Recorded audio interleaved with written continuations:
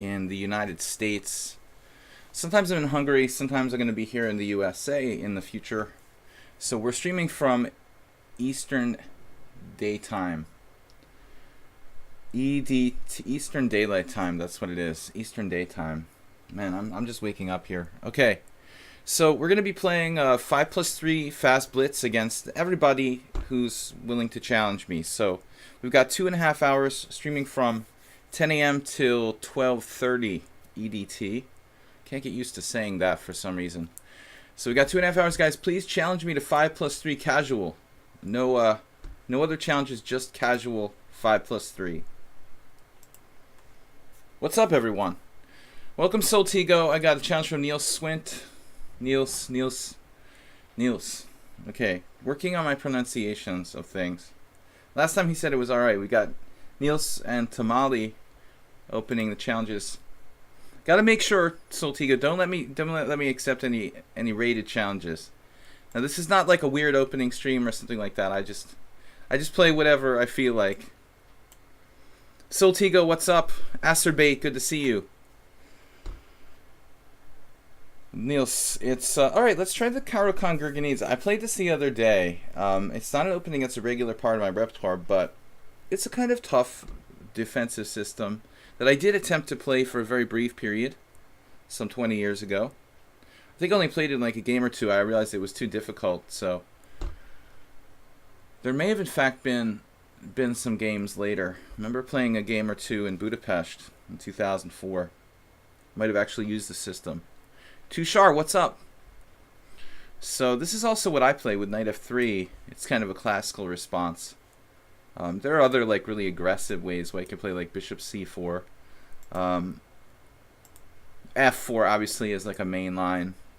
Okay, we don't have too much time. I'm probably talking too much already. So 12 viewers. We just started the stream, guys. I can't see how many viewers I have. Let's refresh the page here. Hopefully we've got lichess in the title. Lichess if you prefer. Lichess.org.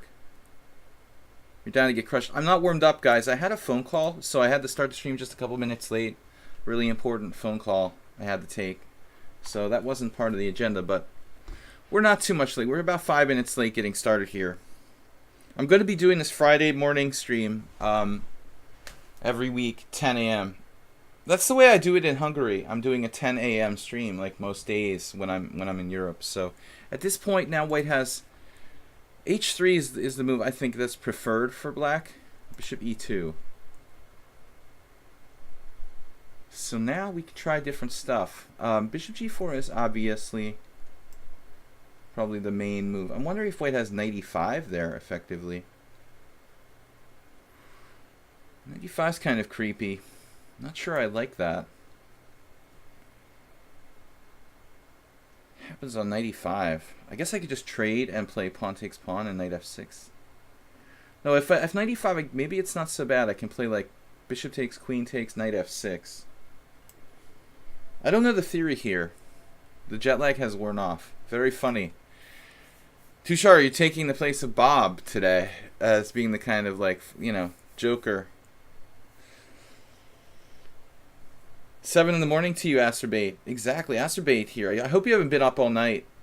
What is the Daimler Chrysler opening? Do I want to know? Did it go out of business? So bishop g4.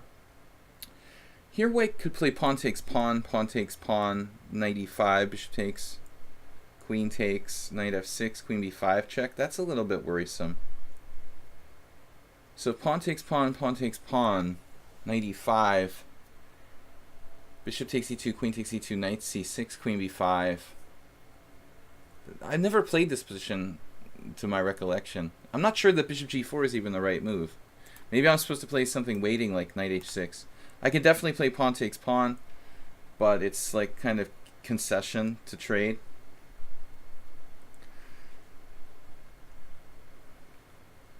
You always with the Bob in the stream? You never showed your real colors. Alright, guys. What is the move? I missed it. Okay, bishop e3. Well, okay, this move is just solid. You know, there's nothing wrong with it. developing a piece. I think we should play either knight h6, possibly knight f6, knight f6, e5, knight fd7. Again, I feel like Pavel Blotny would play some weird stuff. Knight h6 now. Queen d2, pawn takes pawn. Knight takes pawn, knight f5. Right, let's try it. This actually looks kind of risky. Queen d2, pawn takes e4, bishop takes h6, bishop takes h6, queen takes h6, pawn takes f3. That should be okay. Pawn takes pawn, pawn takes pawn. I'm trying to get my knight to f5 in a lot of variations.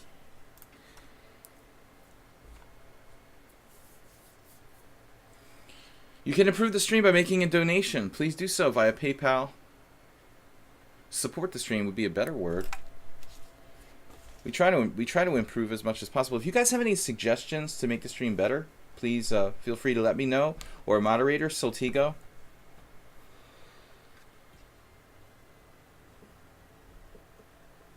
It's nice though, you know. Tushar says he's too much respect to be a clown. That's his true nature. So we got 7 challenges, guys. I'm going to take as many challenges as I can get. All casual challenges, please. Tamale, Tushar, Soltigo, Bird of Hermes, Wubba this name that I can't pronounce, and Fritz Grant. Yeah, this is a strong move in any kind of Aliekin's defense sort of situation. It's my bad bishop, but it's his bad bishop too, in a way. Knight takes I didn't expect. Knight takes is kind of strange. In fact, you know, at first glance it looks like it loses a pawn, but I mean, queen takes is a developing move. I'm not quite sure why he would prefer to take with a knight here. I mean, obviously I have pawn takes pawn. It may be hard to support that pawn, but you know, even if I don't win a pawn, it's going to take a while to get it back.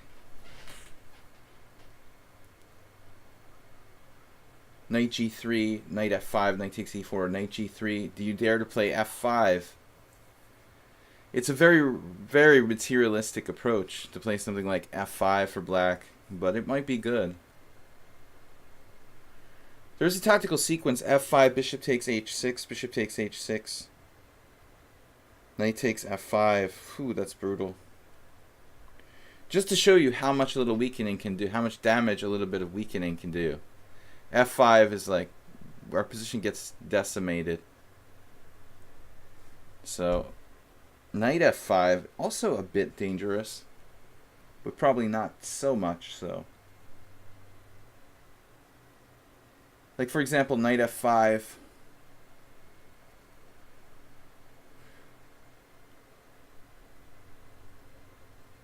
Knight takes f5, pawn takes f5, queen h5, bishop takes e5, pawn takes e5, queen a5 check, followed by queen takes e5, winning a pawn, a second pawn.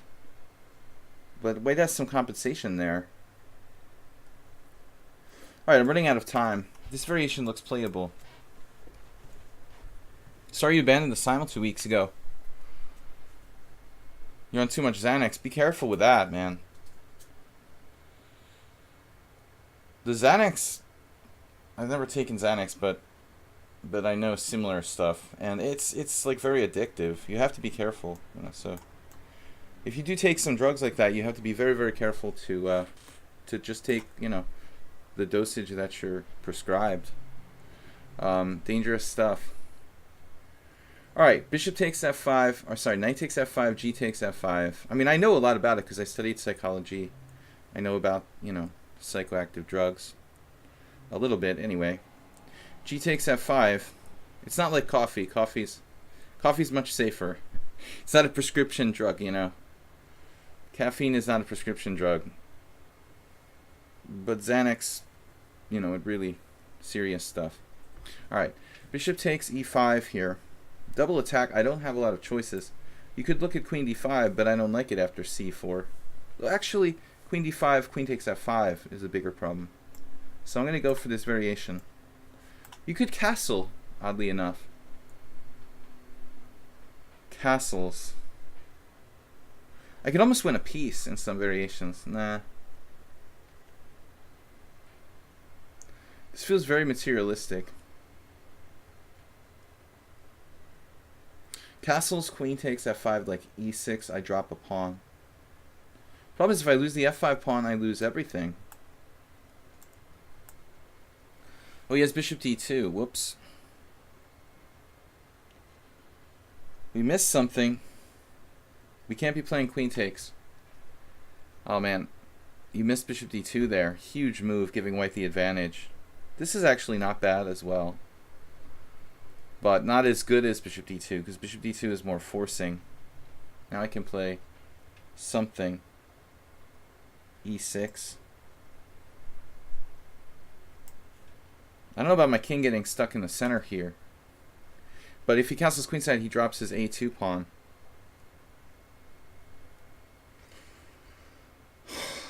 He has huge compensation.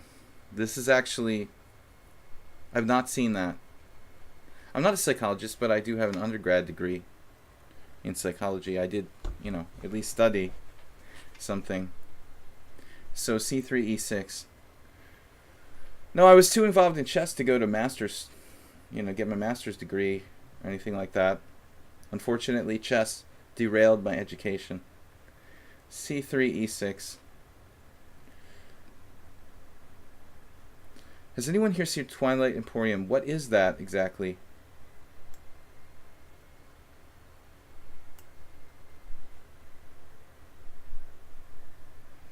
So Niels missed a lot of opportunities in this game. I can't castle, however. It's kind of irritating.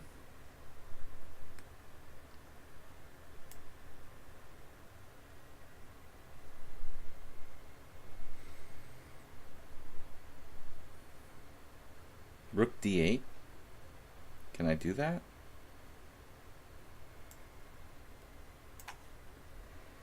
This position is just getting creepier and creepier. Bishop d4. King has no safety.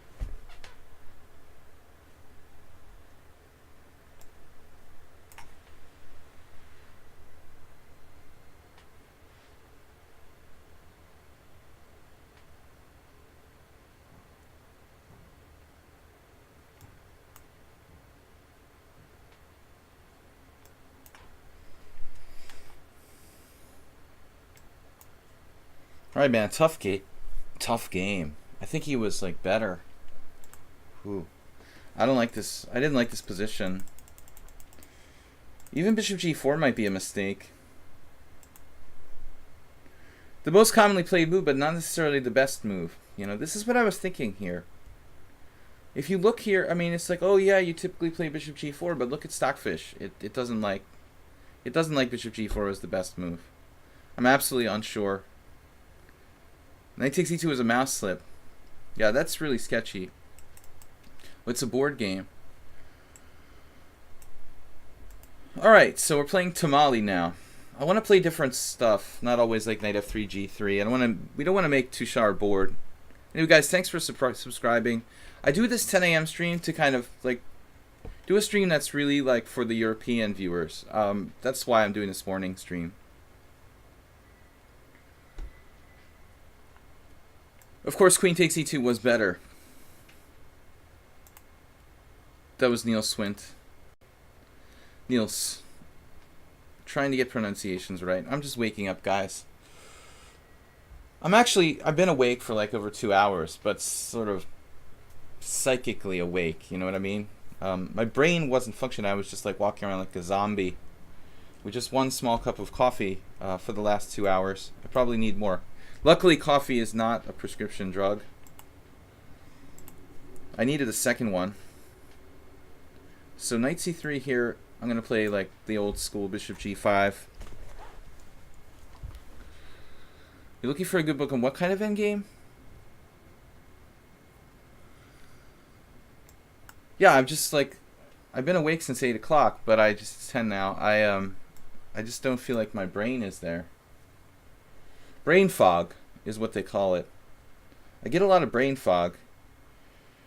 So c5 right away, that is pretty bizarre. I guess I'm supposed to take. Here, however, he could play d takes c4. I mean, actually, this move looks like what I would assume would be the best chance here for black. But he plays instead bishop takes c5, which is... We've been here, done this, right? Like, this is this pawn sacrifice that looks... Maybe it was against Tamale, maybe it was against a different player, but we've been here, done this already. It's a sort of dubious pawn sacrifice. Yet I haven't really proven anything, you know, that convincingly against it when I faced it. Maybe one stream game, one like random blitz game I remember facing this. You're sorry that Bob's not here. He's fun to hang out with. He's a troublemaker. We'll put you in the corner. Tamale, why, you know, I thought this was an intentional pawn sacrifice. Of course you should continue. I mean, you got some compensation for the pawn.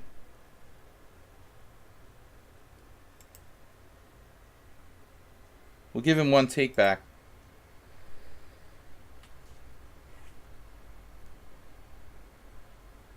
I don't know what he wants to do here. Maybe a better move like knight a6 or something. Okay, this is what I suggested.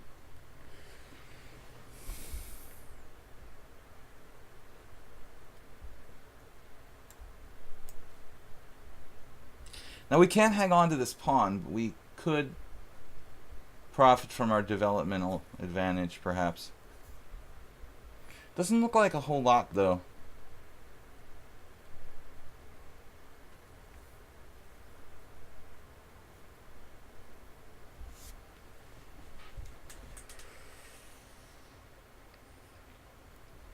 Yeah, I think that Niels had a good position against me in game one.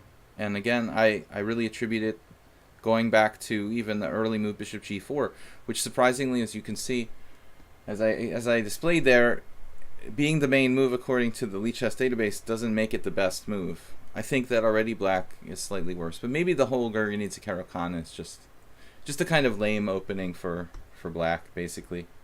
Queen c7. I lost to Bela Badea in a Gurgenidze Caro-Kann with white. Queen c7. It's the last round of a tournament where I don't think I had lost a game. That was pretty pissing me off, pretty much pissing me off. That's annoying to lose the last round, you know, when you haven't lost a game in the whole tournament. Happened to be in a US Championship once against Dimitri Schneider too. I played like 6 GMs, didn't lose a single game. And then in the last round I lost to an IM. Queen c7. Well, this reminds me of many openings. It's almost like a Grunfeld or something like that. Now he has to spend time to recapture. You like playing against the Purists in the Modern, the sideline of the Caro? Well, the main move is h3, but that doesn't make it the best. I play h3, Niels.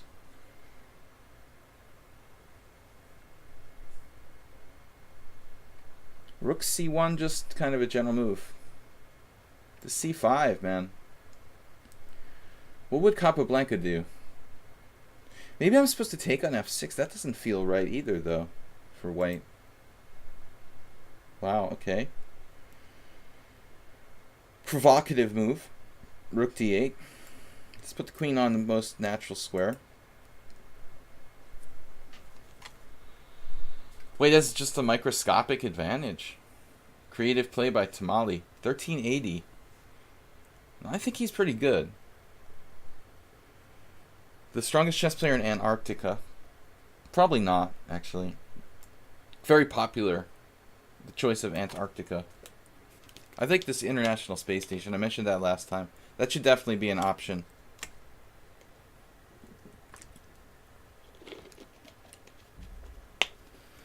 Well, Niels, I have a habit of like changing the way I pronounce people's names. Like 1 minute I'll say Aronian, and the next minute I'll say Aronyan. So I have to make a concrete effort. Otherwise, I say it like a dumb American. Wow, okay, this move looks like it's really pushing the envelope of soundness, like off to the side of the board. Well, that's an idea in some positions. It looks suicidal here. I just play knight e4, and we've got to win some material. Got to win some material somehow. This is a very strange move. Black's already behind development, and he's playing knight h5. To try to trade bishops in itself, not a bad plan when you have less space, but when you're buying a development, you just can't afford to put a piece on the side of the board. Mastering Endgame Strategy by Helston. Sorry, I wanted to say Hebden, but I'm blind. But I need a more specific book about rook and pawn endgames. You know what? S4. I mean, there's a very old Portish game, like 500 rook end games or something like that. You should probably check that out. Even though it's like ancient, rook end games don't really change. The theory of rook end games doesn't change. As far as I know, Portish had a very definitive collection. So bishop takes e6.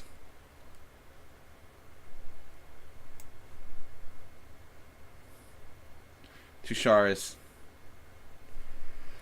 beating a dead horse. Well, why resigns, Tushar? It's just a pawn. There's a lot worse things that could befall one than the loss of a pawn. I certainly screwed up positions better than this before.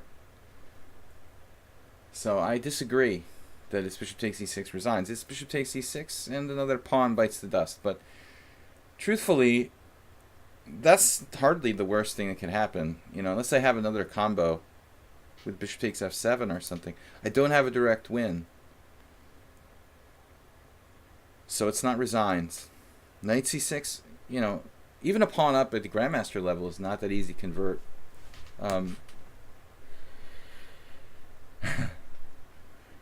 So he's just got to play knight c6 here. I mean, it's not that bad. You're losing a pawn. Big deal. He's lucky there's no combos against f7. I might have something, but I don't see it. Don't see it. Bishop takes f7, knight e5. There's no apparent... There may be something. The problem is he takes with the queen if I play bishop takes e7. Very close, but no cigar, as they say. It's actually very irritating that I don't have some kind of knockout here. I mean, so you got to check on f7. Bishop takes f7 just does nothing, I've got to check on c4, no follow-up. This is not that easy. Man, that's kind of irritating. Alright, I'm going to bring it back. Because I want to keep the pressure on f7. I think exchanging bishops here, it makes sense in the way you're saying, okay, you're up a pawn, trade pieces. I say that all the time. But my pressure on f7 is a really annoying prospect in this position for black. I mean, that's the main weak point in his position. So I think I'm doing the right thing, just bringing my bishop back here. Alright, this is an active looking move. Probably the first move I would consider. But it doesn't really threaten anything. He's just developing a piece. h3, bishop f5. That's the problem. Okay. Do we have any kind of combos? I don't like this move. You got to play bishop f5 there. That's actually problematic because I don't have knight g3 anymore. Because you forced me to play h3. I thought that was the whole point. But bishop takes f3 here. I'm just smooth, This is a very smooth position. I'm up a pawn, plus I have pressure on f7, plus the h5 guys hanging. Now black is really probably lost. Too many problems. So I have queen takes h5 winning. Nope. Just knight takes. That's not so simple. No, wait. Queen takes is good, isn't it? Still not a death blow. The Death Star. Oh man, this is really irritating. Knight takes with a triple attack. Yes. What am I thinking about? See, this is where you see I'm not really fully awake. Yeah, that's deadly. Triple attack on f7. This is hanging. But Tamale played knight h5. You also have the classic Capablanca's best chess endings.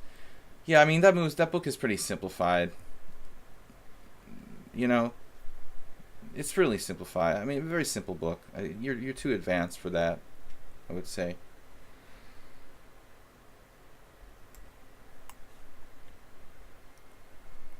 But there's got to be some more technical books out there. I mean, I'm sure John Nunn has done a Rook Endings book, no? Okay. Tushar is up next. Bird of Hermes. Wubba-dubba-lub-lub. The name I can't pronounce. Perzakladzik. Fritz Grant. Soltigo. We'll get to as many challenges as I can, guys. But I'm not taking the subscribers first today. Bishop takes e6 was not the best move. Knight e4 was plus 4.5. I'm not surprised. Since you suggested bishop takes e6, I also thought, okay, this is the obvious move. I'm not surprised, because I don't get that much there, you know? It seems like I should have had more. First come, first serve.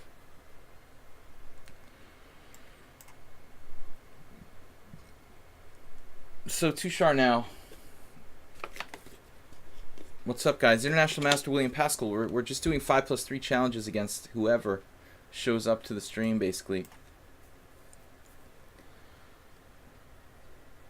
But the last game, that c5 looks really crazy so early.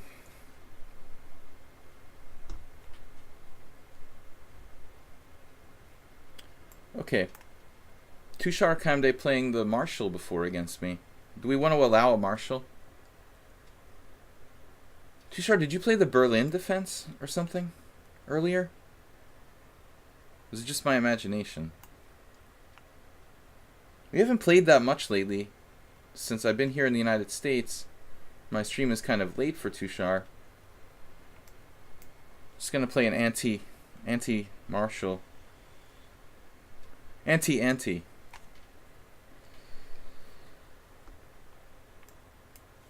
Pretty passive stuff for white, honestly, but having played this some days ago, from black's perspective, I was thinking it's not that easy. I had a simul game against Dimitrios, one of the regulars in the stream, and I was thinking it's not so easy for black to play these positions as well. Bishop d7, it's a reasonable move. Now you've actually transposed to one of those anti-Berlin variations, it looks like. I guess I could even play d4, a move, you know, down a move or whatever.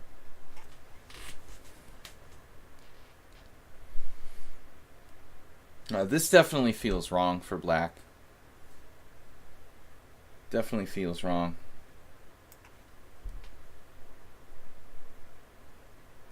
It's like a strange Lopez here. Now, should I play d4 or not?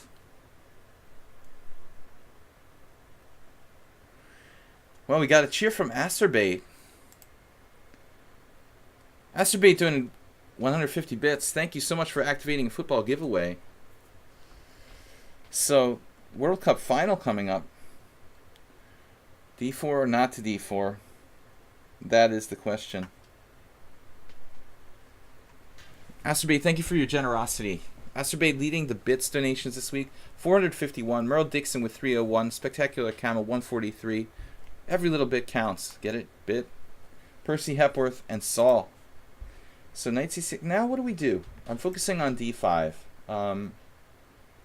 So the standard approach here is something like, you can always play d4, but something like h3, maybe knight g3. What's my plan? Knight g3, stabilize. Without, it's tempting to go here, but this doesn't get in the way of the bishop. Knight g3, h3, like a gioco piano, or gioco pianissimo. Knight g3, h3, knight h2 type of plan. This also forestalls any sort of knight h5. Soltigo with a 5 cheer, thank you. h6, copycat. So if I play like h3, he plays knight h7, we start copycatting each other. Slightly different position. Move 11's not here this morning, but he actually asked me about, you got the clock emote. There should be like a red card emote, Soltiga, that we can give out. Bishop Sacrifice was called. Can I play knight h4? Doesn't look realistic. If we do h3, that's a really surprising move, isn't it, guys? I came up with h3 on my own. Just giving my knight a square at h2. Classic Joko maneuver. Can both do the same copycat stuff. But I was thinking, like, seriously, if he leaves the center with knight h7 or something crazy, I mean, maybe I play d4 and just try to punish him for moving his knight from the center of the board. Another interesting move is going back with bishop b3, for example. I just don't really feel like I have that much experience in this kind of closed Joko piano type of structure. So if I play knight h2, now he has d5. Same thing, basically. Whoever leaves the center blinks first, let's say. Nevertheless, I can let him play d5. Knight h2, d5, queen f3, d4. Not in love with that, really. I'm not in love. d4 now for white, perhaps. Wow. We got a 500 cheer from Chicharinev. Thank you so much. A new player on the stream. Thank you so much, Chicharinev. Bishop e6. So you guys can open up the football emotes. Alright, so d4. Not in love with. Knight f5 isn't right. Knight h2 leaves the center. What am I supposed to play here? Queen e2? Some kind of lame move like that. Bishop b3 is even a move. I don't like it because it doesn't develop any pieces. So let's see. This is a tough call. Running out of time. a3 seems to just weaken my queen side. Don't have a lot of waiting moves, really. Queen e2 being the only substantial one. Okay, I'm going to play a3. Probably not a great move, though. I mean, I weaken my queen side. I have ideas of b4. I'm keeping control of b4 in the event of d4. But he's stopping that now. It's a good move, queen c7. What would Ratmir Holmov do? Holmov would play black here. Bishop d2, not very exciting. Seems like black's improving their position. I'm not doing anything. Alright, let's just play this. Let's just play this. I had, as I mentioned, a similar game against this player Demetrius. Now d5, wow. You can do that. That really embarrasses me. Very good position for black now. So I can play d4, but I don't see it. So bishop e3 was a really bad move, making a questionable situation worse. I feel so stupid for this. Man. Alright. Black is just better and I have no time. This is an awful position for white. We'll try to do... This can't work. Okay, this just looks ridiculous. What am I doing here?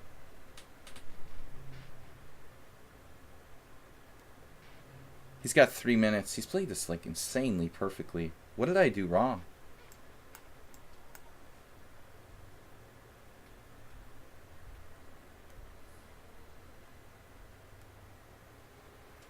I thought I was like clearly better, and I went from clearly better to clearly worse. I don't even understand what I did wrong. Take with a rook here. Gonna lose a pawn at the very minimum.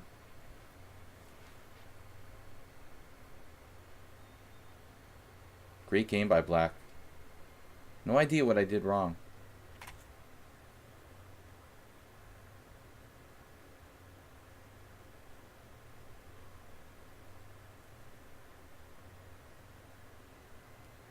Saltigo's like bishop takes. I mean, Saul is like bishop takes h6. Yeah, now I hope you're not serious about that, because I just don't believe it. Wow.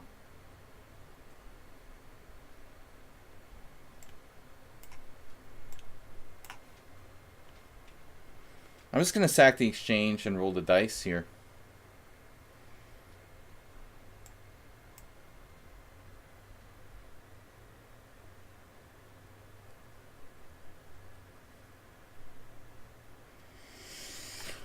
This is probably not really sound, but even if I don't have a direct win or anything like that, it creates some complications. I think this is my best practical chance in the situation, just to sack an exchange.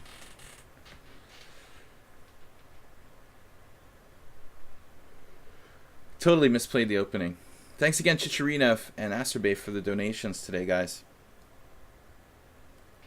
So I'm taking 5+3 challenges from everyone I can afford.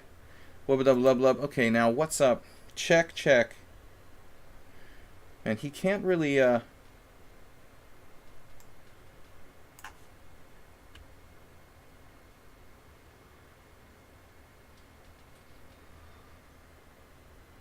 can't really hurt me. He's on the defensive here.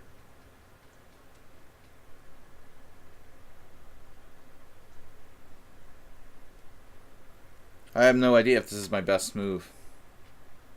Opposite color bishops are always favoring the attacking side. Hard for him to use his extra rook here.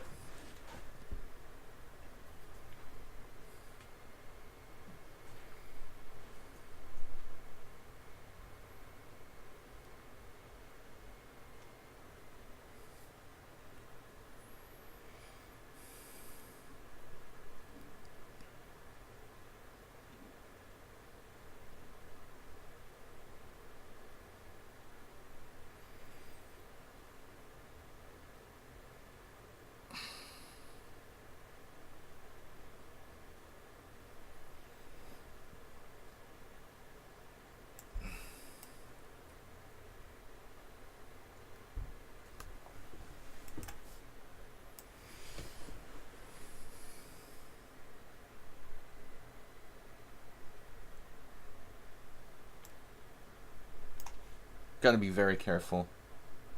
He's going to trap my queen with rook h8.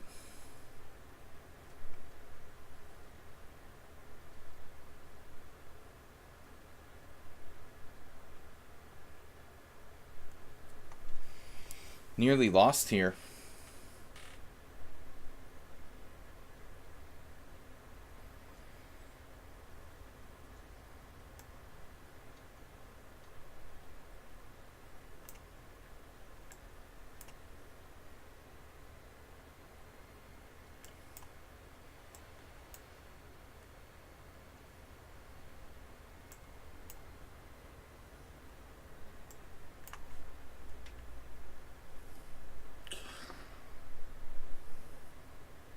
Yeah, I dropped my queen. Alright, good game.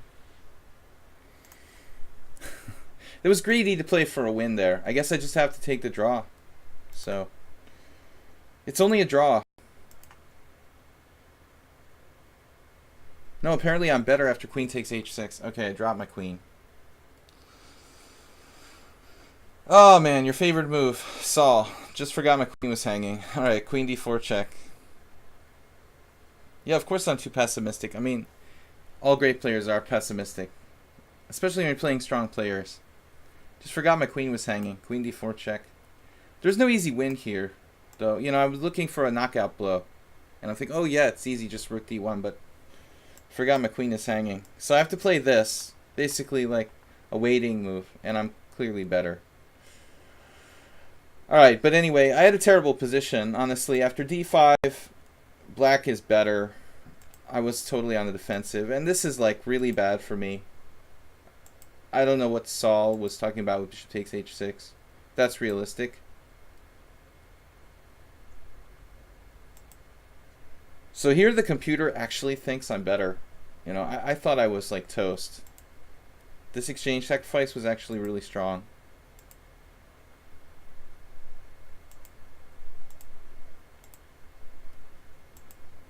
But honestly, at this point, I think he has queen e5. So knight h5 is a big mistake. I mean, I saw this move at a couple different points. Tushar, if you play queen e5, I'm probably lost. So this was actually a great game until this position where I played knight h5. You know, probably that's too much. Just draw my queen. Okay, good game. What can I do? You know, occasionally everybody has an oversight. Okay. All right, congratulations, Tushar. It wasn't a pretty win, but, you know, we'll take it. What's up, guys? You saw me lose there. Queen e5 is centralizing the queen. It defends g7. It threatens to trade queens with queen g5. It sort of creates a shield for your king to walk out to e7 and d6. Like, it has all sorts of... You see, it's like the number 2 move. It has all sorts of points. Powerless centralization. You're protecting g7. This is a very, very bad variation, this martial defense. C takes d5. e4 also possible there, but then the knight pops back to f6. This is actually a really bad move now. Knight c6. It's a funny variation. Now both his knights are going to get kicked around. That's basically the worst move you can play there.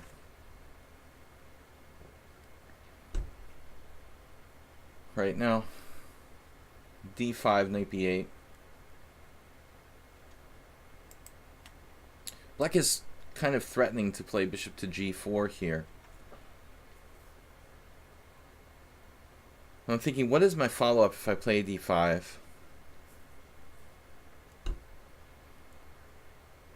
Do I want to play that move, or do we want to just play h3? h3 is good as well. If black is forced to play e6, he has a passive position. g6 is not good because of d5 followed by queen d4. Which I did in a similar position to Nick DeFermian in Alekine's defense, I remember, in an exhibition game. It was like rapid. Nick played the Alekine's defense. I don't know what that was about, but he was doing that experimentally. DeFermian, a player who was always like a Najdorf devotee. Briefly, he was experimenting with playing the Alekine's defense. Kind of a Fischer, big Fischer clone. Nick DeFermian, American Grandmaster, he played, I mean, he's a great player. I don't mean clone in a bad way, but there was this generation of players who kind of adopted all of Fischer's openings, you know, from that generation. Who started playing chess in the 70s, was like really, really into Bobby Fischer. Knight c3.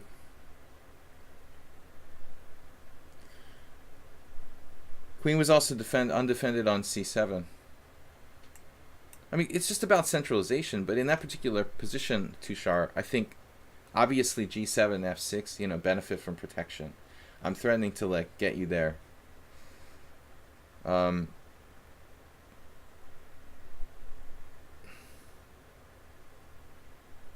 b5 was a bad move. You're in a bad situation, obviously, at that point. But, you know, queen e5 turned it around. That was a key defensive move. I did see it. You know, I was immediately concerned about it. I see more moves from my opponent than I see for myself. It's a very typical problem. Okay, so black is passive without this bishop here. It's going to be hard for him to generate real counterplay. On the other hand, I have to keep my d4 protected. Like, I can't put my bishop on d4 or d3.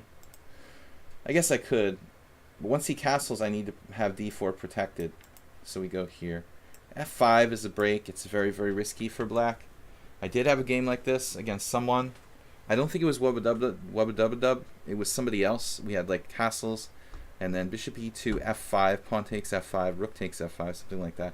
This looks bad for black. Queen here doesn't have anywhere to go except for b4. I can actually play, even a3 is strong. Knight b5 is a huge problem at some point, although I don't know if it's strong right away. It might be. It's like very primitive, but knight b5, queen b4 check, bishop d2. Maybe he just simply can't defend. But I don't mind. Let's just play a3. Take squares away. Now his only chance would be to play e5, I guess. Then this is even worse, though. You know, now knight b5 is even stronger on the next move. I guess it's something like castles, knight b5, queen d8, bishop f4. He can play bishop d6 and just defend. He plays crazy stuff. Now you would play f5. Saul, did you check? Did you check your bishop takes h6 idea from the last game? I mean, I didn't see that working. It looks some kind of insane speculative sacrifice. I wouldn't have considered it. I thought I had a really bad position here. He just trapped his own queen in the middle of the board. This is a big problem. So Tushar, our highest rated opponent thus far, taking me out. What is actually Tushar's blitz rating? I know in Rapid he's gone over 2200. But I felt like my bishop e3 move, my a3 bishop e3 plan was wrong against Tushar. It was just wrong. Not the right idea in that position. Too slow, basically. But I didn't see a good plan. I don't see how Tushar can afford to play bishop d7 and bishop e6 in 2 moves and still have a good position, though. For his side, that seems strange. That's, now can he play knight takes e5? You got 2 pawns for the piece. Not really enough, obviously. 2 pawns for a piece. But there's no devastating move here for me. I just have to play a normal game here with 2 pawns for a piece.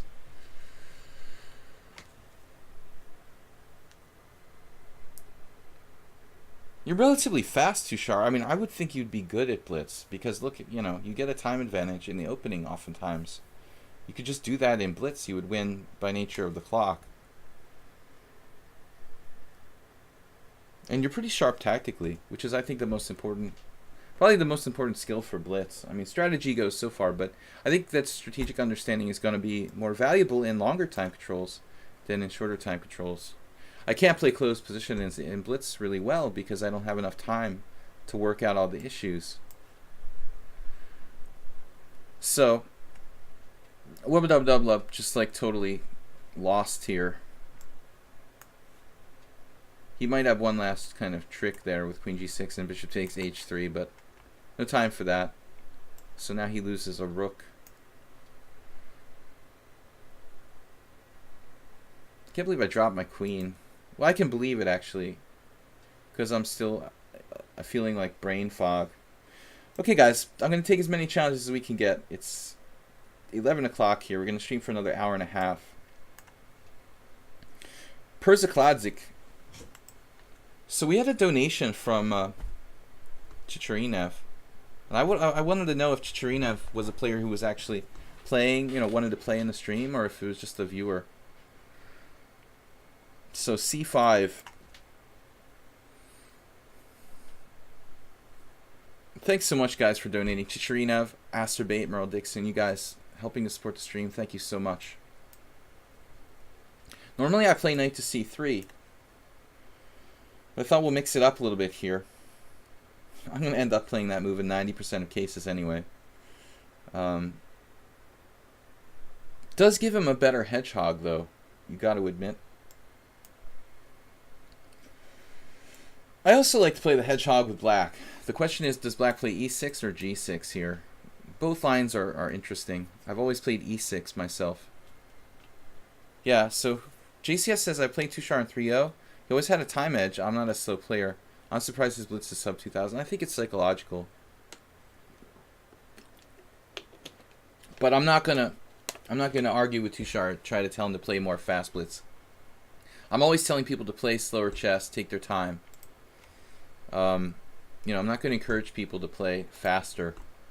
This is an unusual move. I guess there's nothing wrong with it. Normally black would play e6. I had a game with Alexander Shabalov where, you know, I did like e6, normal hedgehog, and he played something kind of lame like b3. So the advantage of e6 over d6 is that if white plays a lame move like Shabalov's b3, you can do d5 and equalize. Now that, you know, Przykładzik has played d6. He's really foregone any kind of option to play for d5 in one go. That's the only disadvantage of it. Again, I'm seeing more for the opponent than for myself. He's playing an opening that I play, so I look at this from black's perspective just as well as white's. I've always played both sides of the hedgehog. In the last 20 years, I've had quite a few games with both colors. e6 now. He could play something weird like e5, but that's not typical. Now we'll just transpose into a main line. Something a bit unusual about his move order. The early d6, but no problem. Standard position I've played many times with both colors. People extremely strong in 3-2, 5-3. You're not good increment. Well, why play increment? Just play 3-0, 5-0. That's all you need to do. Okay, so queen c7 first. If d4, cd, knight takes d4, queen takes c4, we can sack a pawn, I guess. You know, so we try to get him to sucker him into taking this pawn on c4, which is very dangerous for black. I usually offer this pawn many times, like by a slightly different order of moves. He doesn't want it. Good idea. So now he's transposed to a position that I've played again with both colors. Here.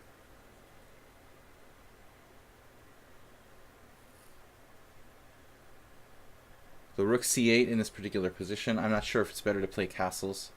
Rook c8 may be a recommendation. Shipov apparently wrote a good book on the hedgehog, which I don't have. I have Suba's book on the hedgehog, which I think is really good. Actually, is queen takes c4 a real threat now? I mean, maybe queen takes c4 is an actual threat.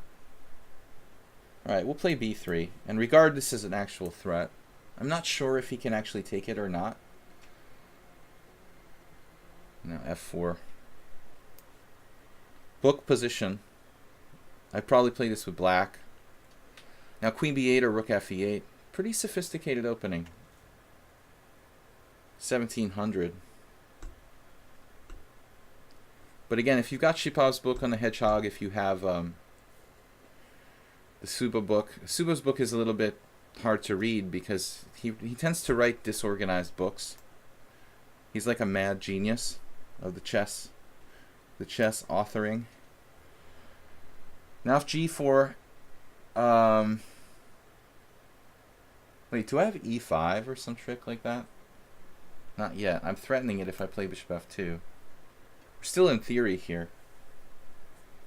Then if rook e8, I think white has e5 very strongly. That's a trap. So black can play other moves here.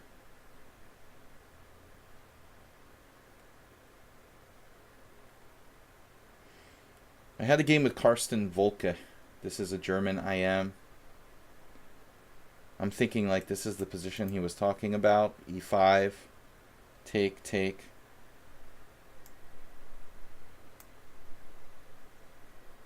This might win a piece.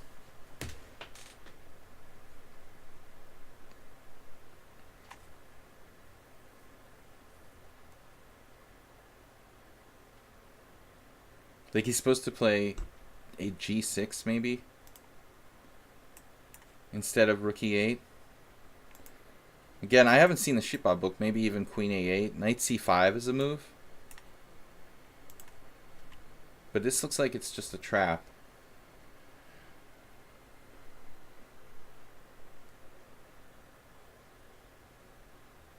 Okay, pawn takes pawn, pawn takes pawn, bishop takes g2, pawn takes f6. That's the problem.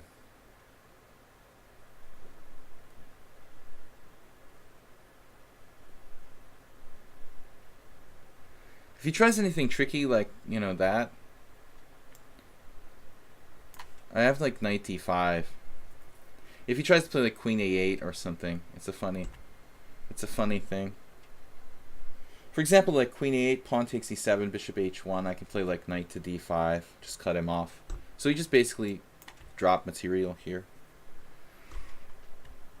Sometimes too much theory is actually, you know, or not enough. Too much theory can be, too much information can be dangerous, right? Puts himself in a tricky position. I don't know. My game against Karsten Volke, like, this didn't happen. I think I saw it before it was too late or something, but it was an issue. Like, I was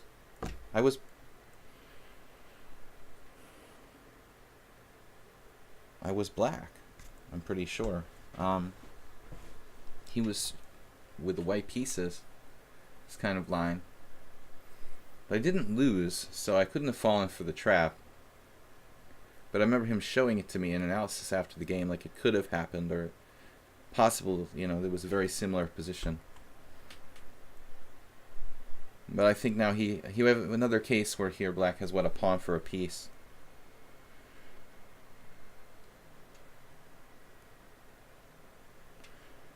Gazim, welcome everybody to the stream. We're just taking all these challenges. I've got about an hour and a half left. Fritz Grant, Soltigo, 10 minutes per game. We've got 90 minutes remaining. So 1, 2, 3, 4, 5, 6, 7, 8, 9. And there is a challenge from Darkin at Chess 960, which I would accept. I will play 1 or 2 Chess 960s. I don't have a problem with that. Not more than 2, though. So hopefully we'll have time to get to the challenges we have on hand. I definitely can't promise more than that. Alright, black resigned. Check analysis board. I guess rook e8 is a blunder. Let me see if I recollect this. So it turns out that g4 is more the main line than bishop f2.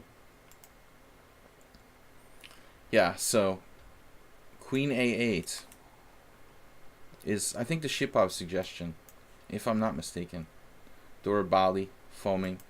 So here, what's the deal? Right, e5 just wins. This happened in 4 games and white only won, like, what, 50%? What is going on here? Kryakovin against Sergei Kasparov. Some guy lost with white against Olivier René. It was 2011. And this old French grandmaster, he's probably my age, I'm calling him old. He fell for this and won against the 2400. Hishmatulin got it and couldn't win. I don't understand. How did white only score 50% in this position? So d takes e5 is, it's odd. Like bishop takes g2, black won a game here. Okay, e takes f6. There must be the secret move here, bishop a8. So it's not so clear. René managed to win and Kishmatulin couldn't win. F takes e7. Queen b7. Wow. I was talking about this idea of knight d5 and nobody played it. This is Stockfish's suggestion. But suddenly black's okay. Black's actually better. Wow. So maybe René knows more than I do. E takes d5. There's a lot to this position. Wow. Queen f3. Life is not so clear. What would AlphaZero say? My God. So it's not clear. Is this a mistake or is it not a mistake? Maybe g4 is actually better than e5. That's what happened in my game against Volke, I think. He played g4. Is that possible? g4, g6? It's not in the database. You'd think it would be in there. Thought it was something like that. So e5. Maybe Volke could have done it and he didn't, and that was the question in the game. And there's more questions than answers here. I don't know. We need... Can I request for challenge chess 960? You can do that. The Stockfish can't make heads or tails of this. Like, is this actually good or not?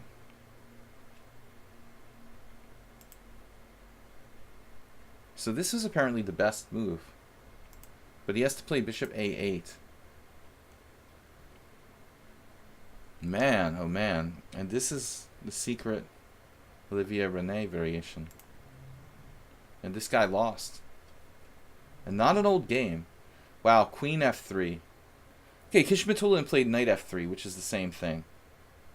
So this is, yeah, this is okay. This is best, I guess. We have to give the piece back. Kishmatulin's 2600 now. It's you know, a little bit 15 years ago. White's a tiny bit better. Okay, so that's the bailout if we have nothing else. Fritz Grant. Let's take this challenge. How's our ping is 93. All right, pretty good. Thanks guys for playing. Tushar took me out, dropped a queen there in an interesting position, by the way. Fritz Grant, I'm going to play c4 against your e5, transposing back to the English opening. But the last game was good. We learned something that I thought that variation was just bad for black, and it looks like it's probably okay. So, interesting. National Potzer. Potzer Nacional.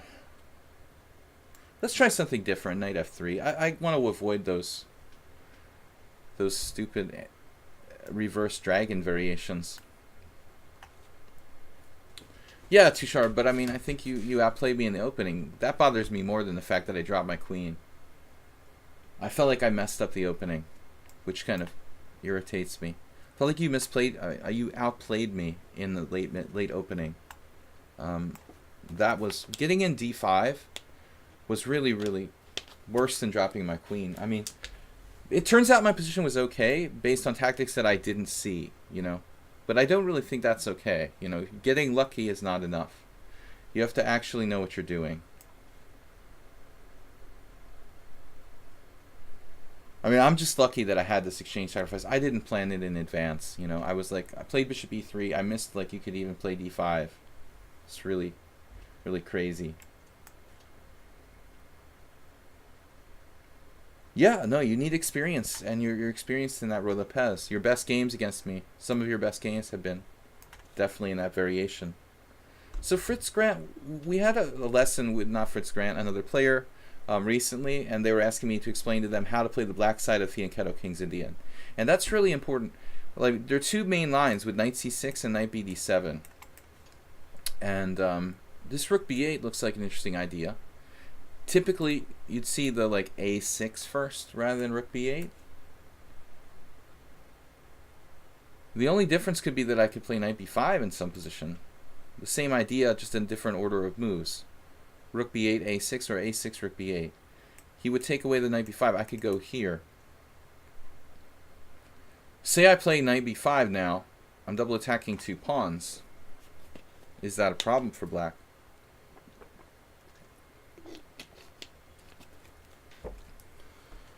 Or do I like lose the initiative here in some way? I can also exchange pawns first.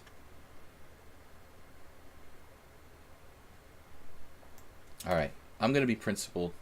Go for the weak point. That's why a6 might be better than rook b8. I mean, if I could play knight a7, even just a6, knight a7, knight takes c8 would be a positional advantage. I would gain the bishop pair. He does have e4 here, gaining space. I don't know if he could support that pawn, though.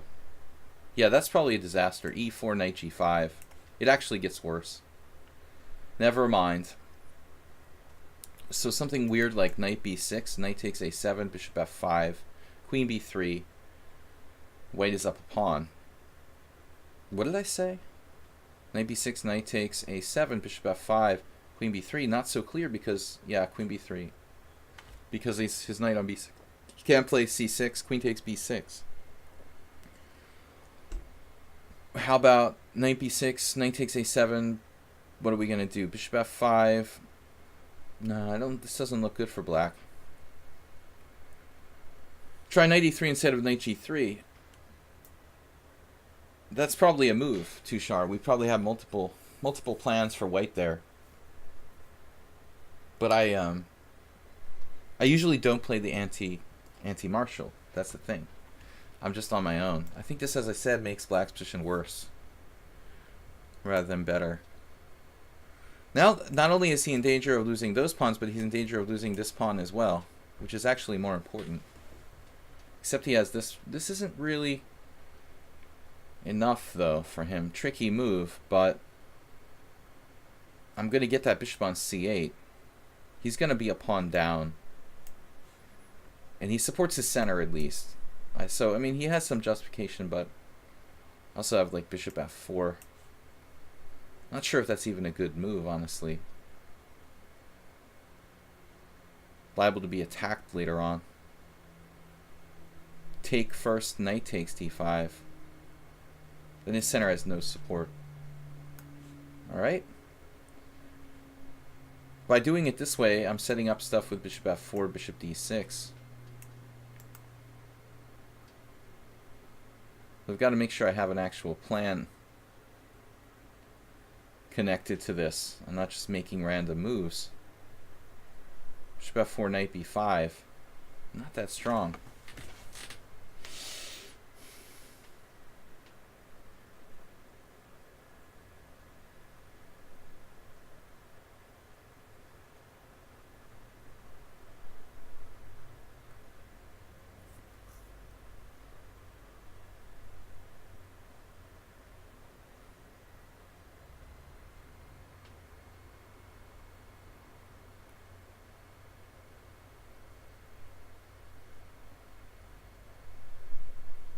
He could play knight b6 at some moment.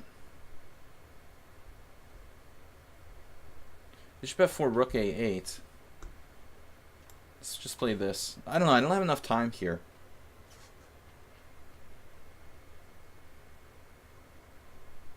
I'm up a pawn. I don't know if that's decisive. There's also b3 followed by bishop a3 type of ideas. So in the event of, well, knight e8, I have to be careful. Probably on knight e8, I've got problems with my other knight, you know. These are problems. Knight b6, there was something wrong with that, I thought.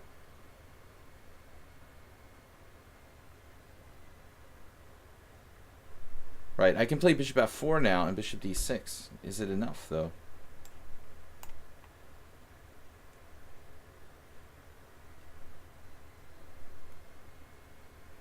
Win further material. Yeah, a4 didn't, you know, it seemed like a, well, slow move. I'm looking for bigger game. Decisive material gain. Now, where does he go? Queen d8? Queen d7. We're just grabbing the exchange. Queen e8 is definitely pretty weird. You don't want to go there. See, I end up in some situation where, like, both my knights are hanging or something like that. I could even lose. Queen d7. I gotta take the material. So bishop h3 in some positions. Might be good. Might be good enough, let's say. Something like bishop takes f8, bishop h3, queen takes b5. No, this is double protected. That's good to know. Not at my sharpest tactically here today. Knight c7, just getting my knight stuck inside the enemy position. Probably not a good idea. So black has lost a pawn in the exchange, but he still has some activity with the pieces. Still has the strong center. So he could play h6 and g5. That's a little bit irritating, this, where he'll basically force my knight to remain off sides. And I have to play f3. Which would weaken my position dramatically. So I'd say he has a little bit of compensation. If f3 knight c4 gets very nasty, it may like walk into some sort of tactics, but I don't see it. You know, knight g5. This g5 is strong. Even he might have enough compensation for the material here. Has he put weight on a bit? Yeah, thank you. Queen f5, getting my knight back into the game.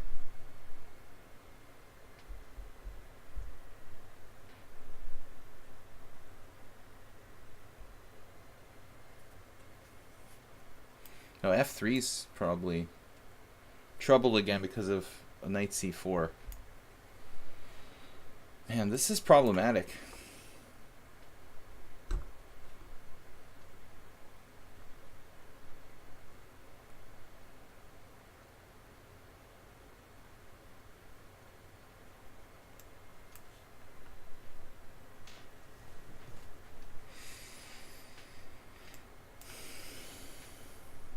very nasty pin. Black has great compensation.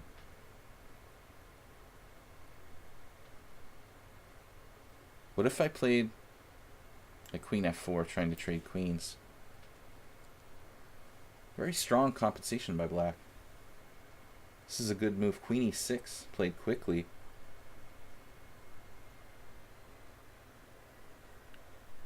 My queen is basically almost trapped now. Check this out.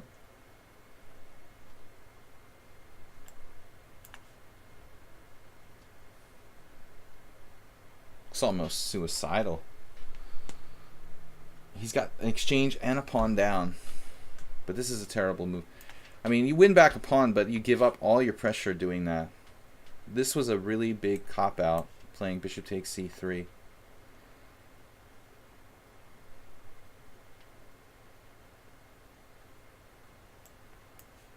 Just keeps coming with the threats, though. Can win another pawn. Look at this compensation, man. Genius. a4. That was a reasonable capture on a2. Fritz Grant has a lot of potential. But now it looks like he's running out of gas. I think it's like lost for black now. No real compensation any longer.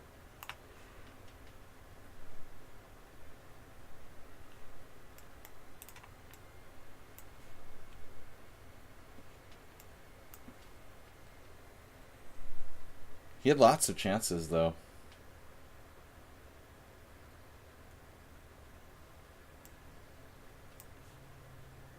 Fast, too.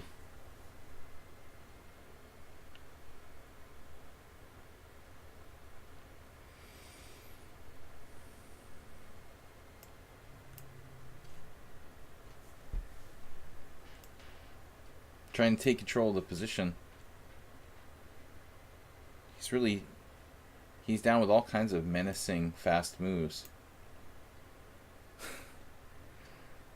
The knight on h5 is pretty weird. He's threatening this quick tactic now. Can't really avoid all these tactics constantly.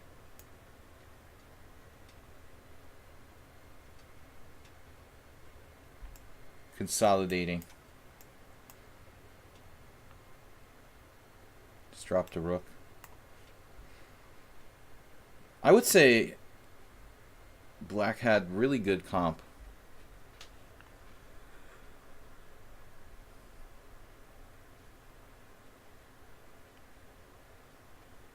Now he's down a rook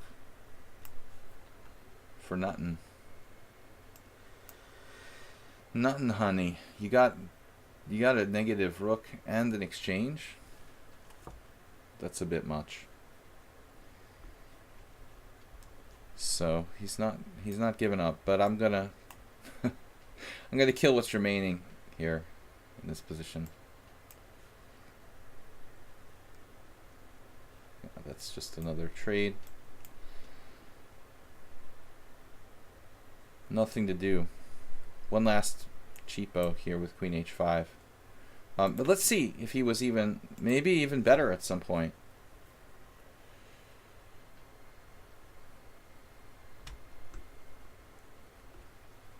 I've been always pessimistic. Everybody says I'm like too pessimistic. Let's see. This engine is taking too long. Computer, I should say. So here. This is a TN. Rook t1. Following Djorkaeff game. Lajos is an arbiter in Budapest, who I know well. International master. So queen e7, knight b5.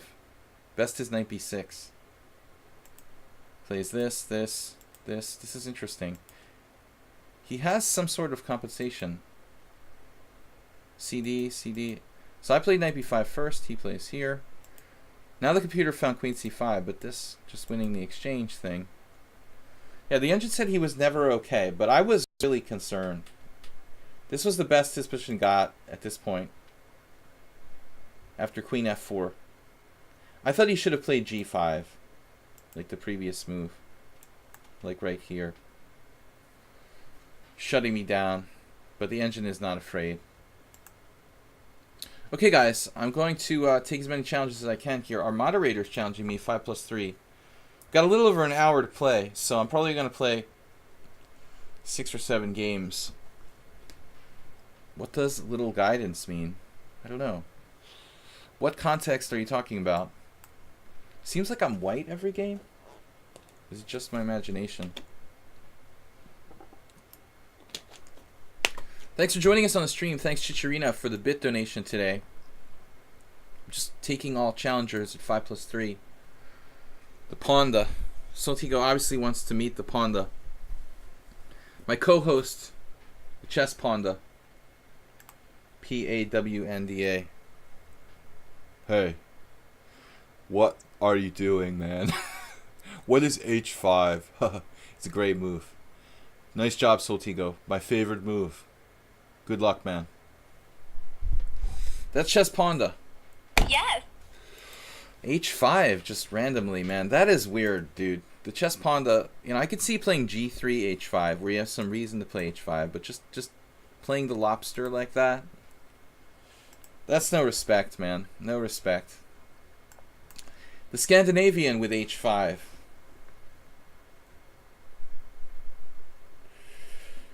Scandinavian with... Obviously, this is a very relevant move here. I mean, Bishop G4 is an idea. Soltigo challenged with black. Did you guys mess it up? He challenged with black. Oh.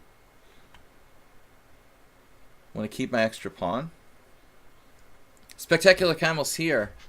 Aren't you scared of the Panda attack? This Panda...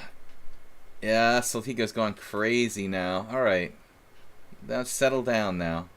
Let's just settle down.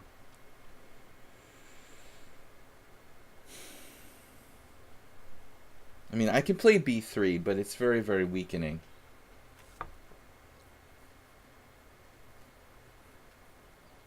So, Knight C3, B4. I'm not really sure about that. Probably good for white.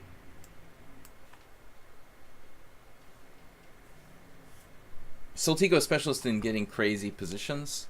Actually, B4 Queen A4 check could win a pawn. At what cost, though? That seems strange. I don't want to do that.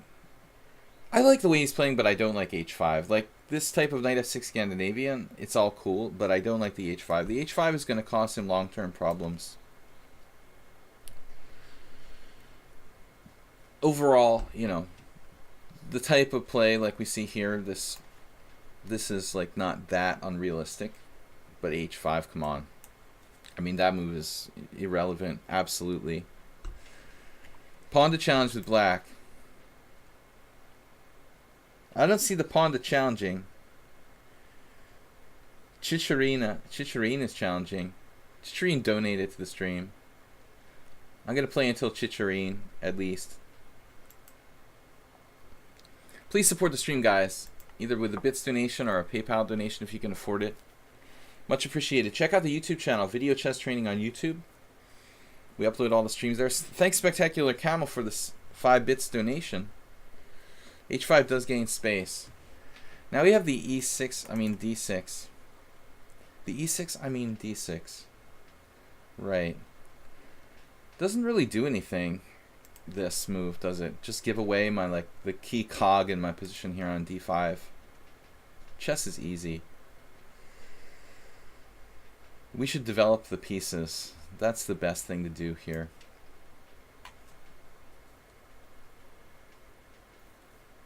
Black's position is utterly dubious. 100% dubious. Now D6, with a possible piece sacrifice on E6. Ouch. That's gotta be good. I like this a lot better now. Bishop takes F3, yeah, okay. I can play some tactics. I gotta do it. This is actually feeding into Soltigo's style. But I can't resist. We just can't resist this. King on D8. Now what?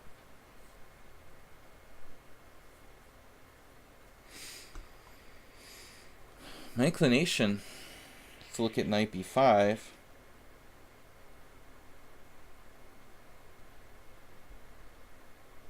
I mean, knight b5 is not a bad move. He takes on d6, and then I take on f3. His position looks really suspicious strategically. But I'll miss something. It is pretty weird, but there's so many strategic problems with black's position. I'm not thinking about material. I'm just thinking about like weaknesses and the scattered and uncoordinated nature of the black pieces. And I keep my pawn structure intact. Dubious is his middle name. What's the material? I don't know. Am I up a pawn? Yeah, I'm up a pawn. But that's not the main point.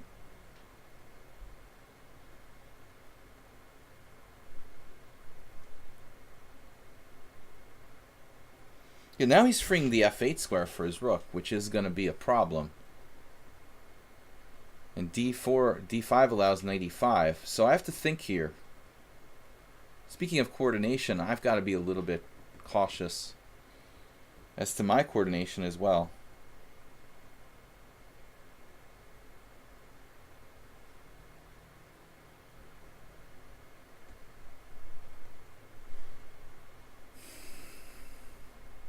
Knight takes c7. Doesn't work. It's hard to put pressure on him directly. Let's play bishop c4. Get my bishop back.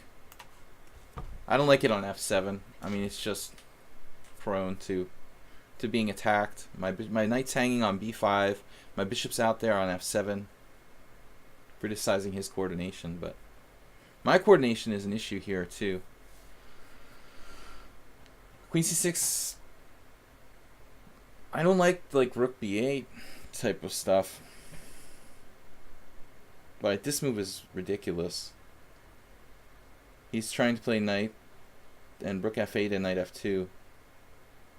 Absolutely disrespecting development with this move.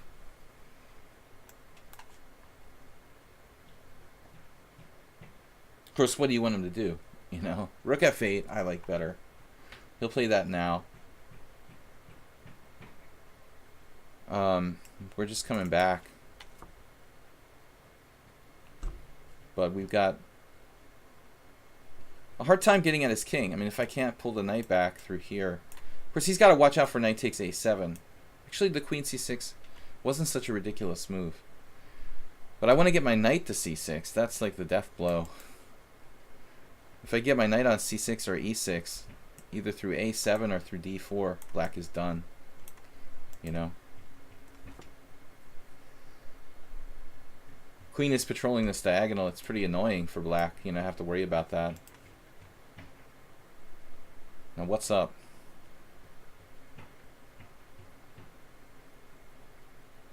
Maybe even bishop g5 is not a bad move. I mean, I do need to develop my pieces.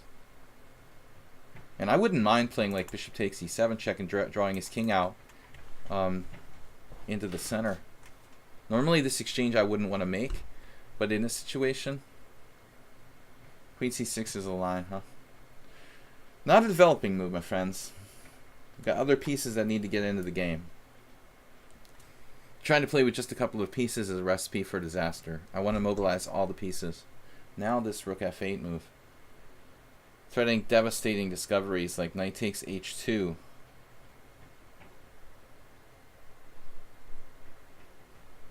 How about like rook e1? Rook ae1. Gotta love this. Don't even think about it.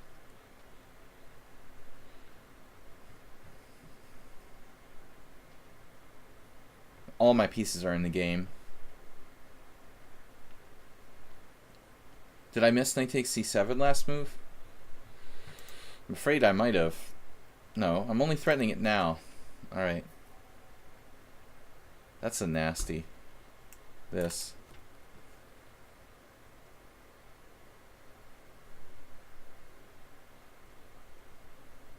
A minute left, but black's really scattered. Scattered showers.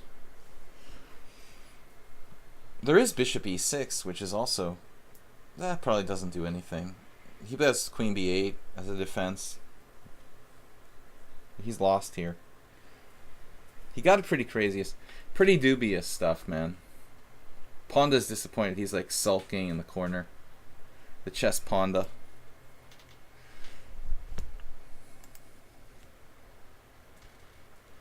Oh man, how could you destroy such a good opening? How could you destroy my favorite h5 like this? Soltigo. How could you do it, man? It was looking so good after the first couple moves. He's running out of time. Man, I've got knight takes h2. There it is. There it is. King takes, knight g4 check. Queen takes, bishop takes e7 check. Oh my gosh. Okay, let's just try this for fun. Try it on for size. What? Knight g8. Oh, you have to play knight g4 check.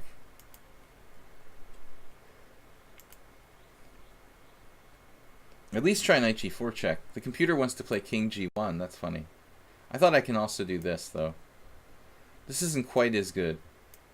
But I get my queen back because he has to play like king d7. So now like the very minimum is this. Queen takes e6. Rook takes e6. King takes e6.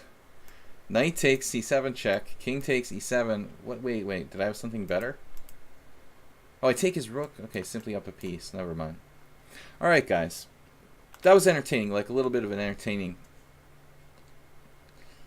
intermezzo. Soltigo, too much, man. Too much. h5. We'll see it on the second move, maybe. But on the first move, even Ponda might not do that. Okay. Open challenges, guys. We've got 30 minutes left in the stream. No. I've got an hour left in the stream. No. I've got 30 minutes. 30 minutes left in the stream, guys. I can't believe, where did the time go? This stream flies by because... What am I talking about? No, I started at 10. We've got an hour left in the stream.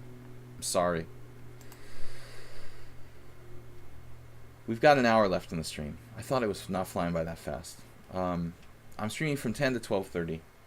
The problem is my laptop has European time, and I haven't bothered to change it. So it says right now it's like 5:30 p.m. This guy's not here. All right, I'm going to cancel this game. Can we go back to the last game? You wanted me to play queen c6 where? So it was like here, here, here, +4 according to the computer. And now queen c6 in this position, I believe, instead of bishop c4. Yeah, I mean, I just don't think it's a developing move. Let's see how it compares to my move. I played bishop c4. It's also not a developing move. The computer wants to play bishop d2. That's pretty evil. Looking for bishop a5. So I don't think queen c6 is really better or worse than what I did. Probably on a par. My move also was like a Frady move. Like I want to make sure that my bishop is not getting attacked with tempo on f7. The computer just blindly goes forward with bishop d2, ignoring any kind of danger. The threat is stronger than, you know, I thought, okay, he's got knight b6, so rook f8, but there's this shot. This is what the computer is setting up with bishop d2. That's actually far stronger than my move or Tushar's suggestion. This is actually like bone crushing. Knight takes c7 with this threat, and the bishop a5 idea. See how this works? Well, he's just getting skewered. Yeah, he can't take on the c file. Actually, that's the bigger deal, that the c file is going to open up against him. Rather than the bishop a5, rook c1 is the main problem. All right, Mule Skinner, the guy who beat me the last time we played, actually the last time we played, next to last time. All right, I've got black, which is a nice change of pace. Though Mule Skinner is really tough. Let's play a Pirt's defense. He usually plays some kind of closed setup. Okay, knight c3, there it is. So we can transpose to the Grand Prix, but I don't really like that. Just try some kind of modern here. Keep it as fluid as possible against a player like Mule Skinner. He's got his Grand Prix set up, though. It's very hard to get him out of this. Maybe a6.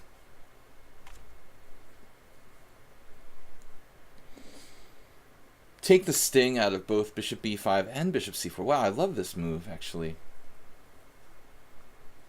You gotta love this move. And I'm going to play this again. I love this. a6. Yeah, forcing him to go old school, closed Sicilian. He's got nothing else. Now we play a hippo. I could play b5, but it's weakening. b5 or b3? b5 or b6? b5 or b6? Or neither. We could transpose to the Sicilian with c5. They can play a kind of Grand Prix where I played a6. a6 not so useful there. Oh, we'll just play just the hippo. The chess hippo. Not a black and white animal. Yeah, Mule Skinner has some time problems. He's quite a strong player.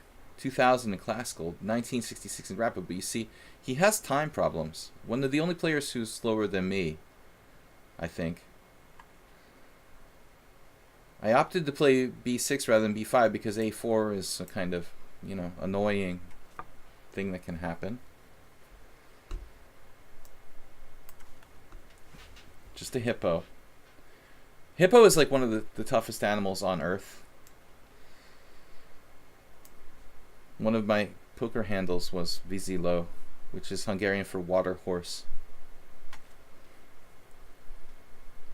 You never trusted the pork. The pork. Why did I say that? I don't know. Chess chops. That's why I saw chess chops and Pierts, and so I assumed it was pork. Alright. e6. Yes, I'm crazy. The Pierts is surprisingly resilient. Yeah, this is a great opening, man, for someone like Mule Skinner. We can still transpose to a Sicilian-like position with c5. Or we can wait one more move and complete our hippo. The hippo features both bishops on the long diagonals, and that's a good line. But anyway, bishops on the diagonals and the knights in the middle where they don't interfere with the bishops. The hippo is an awesome opening. My greatest win ever was against Alexander Onishuk. He was rated like 2660 FIDE at the time, and maybe 2640, I don't know, but I'm exaggerating. But anyway, the strongest player I ever beat was with the black side of a hippo, playing the hippo as black. It's just extremely complicated and crazy, I mean, there's a lot to think about. It's not a standard position. That's why it's hard to play for both sides. I never castled. Another thing. If I play c5, okay, I mean, I'm going to have to do something. It's a Sicilian now. But we got Mule Skinner playing a setup based on bishop g2 in a closed Sicilian, where his usual repertoire is basically like bishop b5. I got to watch for f5. I don't see that happening. He's playing a kind of modest position here. I can castle. But then again, my pieces are modestly placed. This knight on d7 is uncharacteristic for the black side of like the closed Sicilian. The knight would usually be on c6. But in a way, that's kind of good for me. I might be setting up for a nasty knight d5. I have to be very, very careful about this.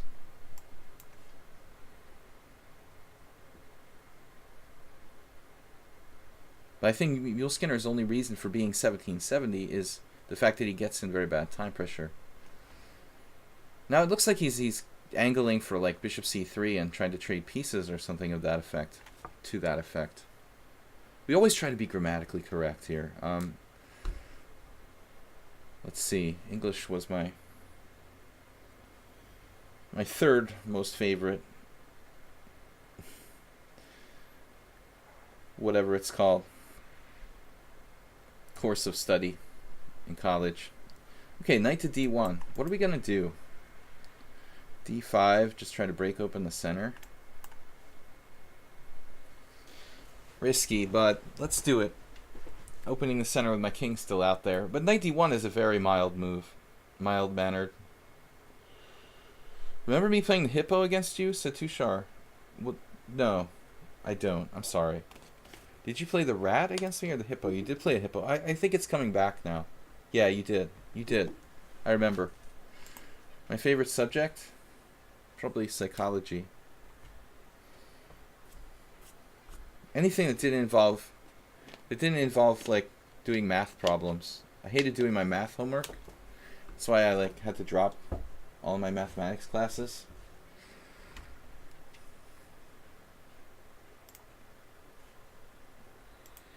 All right, so d5. I like statistics though, because it doesn't involve like as much homework. All right, d5. What's up? He's got the closed position. He loves closed positions. Is being chess being good at math? I always joke about that. That's the party question. You meet random people at parties who are like, oh, you must be really good at math. That always I was okay at math, but, you know, not special. I don't really enjoy doing math. So the answer is no. Chess doesn't have to be related to doing math. It can be, you know, but that's the beauty of chess. Different people see different things in it. All right, d4. Just imbalancing. He obviously has a design to play like knight e4 now. So things are going to get pretty complicated here. If knight f5, there's this nasty move. What am I going to do now? There's time to play bishop f8. It's a good thing I've been practicing my black side of the Gurgenidze Caro-Kann there, because we have time to play bishop f8 and defend the d6 square. In other words, like bishop h3, bishop f8, bishop takes f5, just in time to keep d6 protected. Because I don't really... Ooh, look at him getting aggressive here. Wow. Wow, I did not anticipate this. Okay, that looks kind of weird, you know. He's attacking the head of my pawn chain. That's strategically outside the box a bit. Very ambitious. Where do I want my king right now?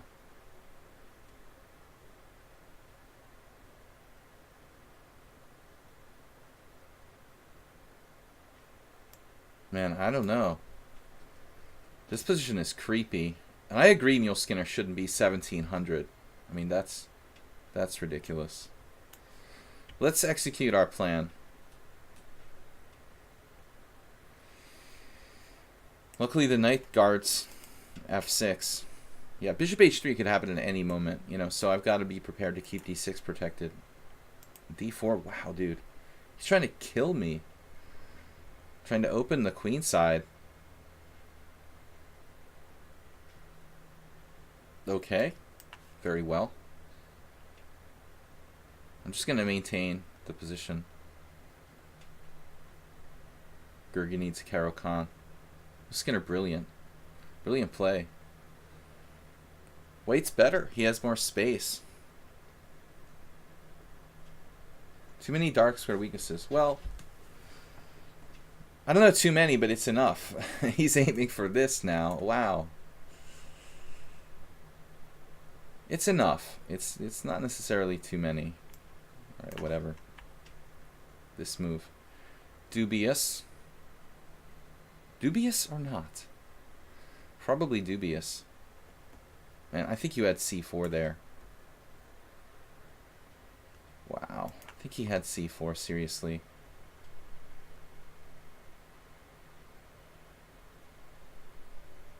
What is this, like a cheapo by me?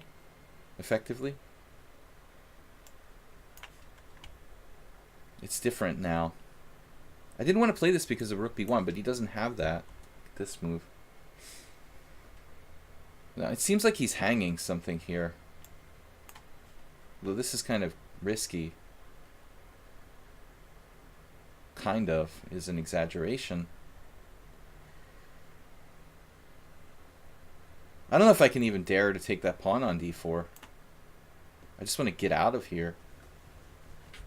Get out of here. The plan is to get out of here. Classic Gurgenidze. Caro-Kann. Are you threatening knight c4? Yeah, that's not allowed. Now he's got knight c5, which is even worse. But of course d4 is hanging.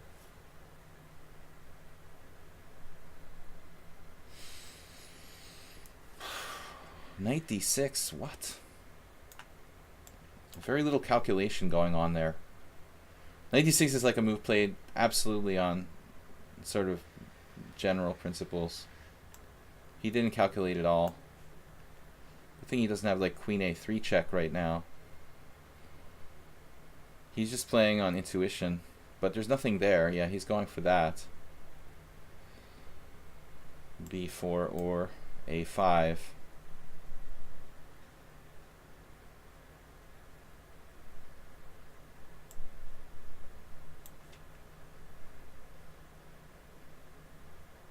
Still threatening stuff. Nasty player. Face. He only loses on time. Even here, I mean, wow, he got f5 winning apparently. What? What? It's like artificial intelligence. Check this out. g5, f5, g takes f5. He's got this check coming down next. So this position is a winning position for white. That's beyond me. Like, I definitely saw it, but I wouldn't have like said, okay, this is a winning position for white. Look at that. You got to take risks to play the black side of the hippo. You know, I'm certainly doing that here. We managed to win on time, but not a convincing game. If you go back to a position like here, he's better. He missed c4. I thought that was very strong.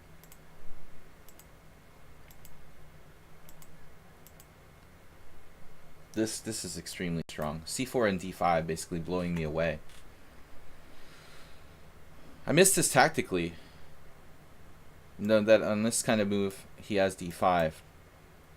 I mean, I missed it originally. This is crushing. Knight d6 check. The vicious killing down the e file. Killing in the name of. All right, g90 5+3. Can you play some Caro-Kann? They always make me play white. I don't know what I can do. No, I mean f5 is an easy move to find. It's just intuition. I mean, he may have played it. He may not have realized he's winning, and I may not have realized he's winning. It just looked like a scary position. But I'm up a pawn. Yeah, the pawn is not enough. You're getting in trouble with your king in the center of the board.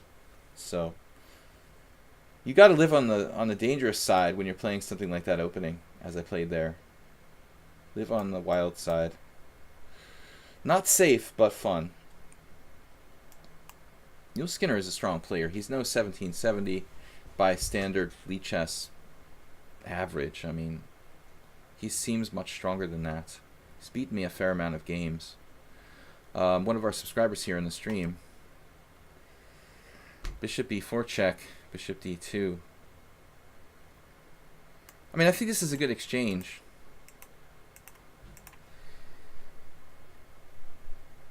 Yeah, I mean, I would never have known that it was +3. I mean, I would have just said, okay, he has compensation for the pawn, or, okay, he has more than enough compensation. Maybe he's better. He's like +1, you know. But I never would have thought, okay, I have basically a lost position.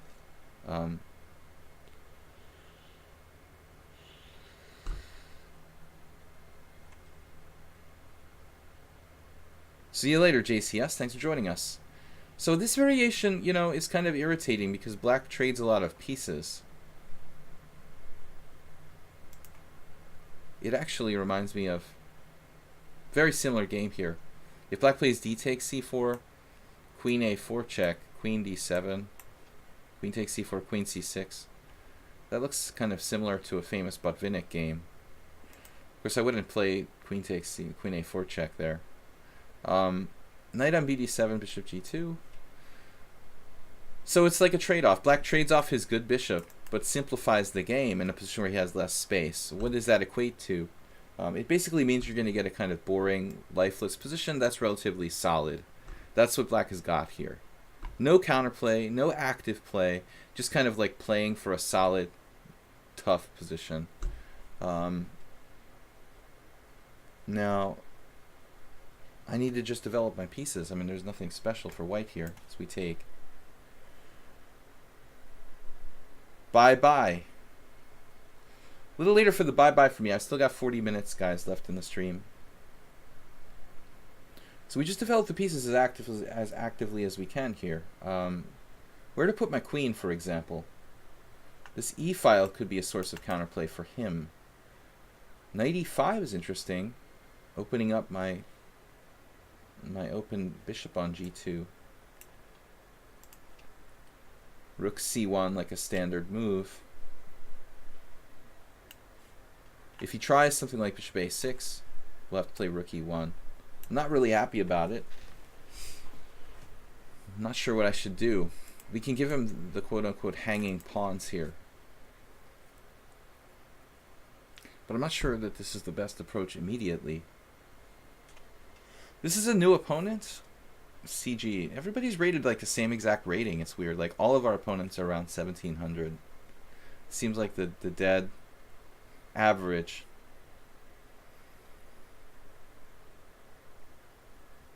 Knight e5. Knight e5 is interesting, but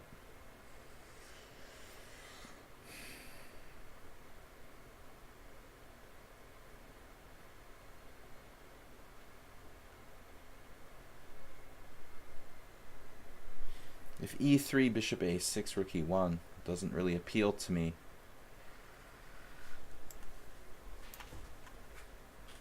This move is with the plan of putting my queen on a3 in many positions.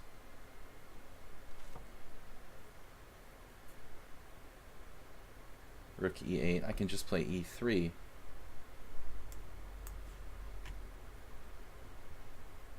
My idea would be to play b3 in response to c4. Black's position very solid. He's also playing extremely fast. Of course, it's a simple position where he traded a number of pieces. This move looks a bit risky, putting the queen in line with the rook. Now I'm going to take. Though I don't think white has a huge advantage here. His misplaced queen might be costly. That's the first dubious move he's played. Objectively, I don't think I have an advantage in this position until queen c7. Maybe optically. Okay, queen a4 stopped bishop a6. That's a good point. But what do we do now? Still not so easy to take advantage of the situation. Rook ft1. Very, very solid position for black. Even with the queen on c7, there's not much I can do. Playing for cheap tactics. Knight b3, knight takes c5, queen a3. My concern is that if I play knight b3, he might have c4. If he has c4 in a good moment, you know, and I can't undermine it with b3, black might have a good position. Mubot has 1 million followers. Rook b8, excellent move. Now I'm just guarding, putting pressure on c5. Capablanca. Jose Raul Capablanca. He loved to put his queen on a6 and a3. Look at this guy. He's so solid. 1623. Gets that queen to a good square. Maybe black is better now. I don't have much pressure on his center. If black is just able to protect these pawns, he probably has an advantage. This guy's insanely solid for 1600. My knight is badly placed now. So we're going to reposition. Reshevsky talks about this against the hanging pawns as black. You normally don't want your knight on d2. You want your knight on c3, where it puts on more pressure. But it's not so simple here. If I play something like knight c3, knight a4, he can pin me with like queen a5, and I'm going to have some issues because my queen is unprotected.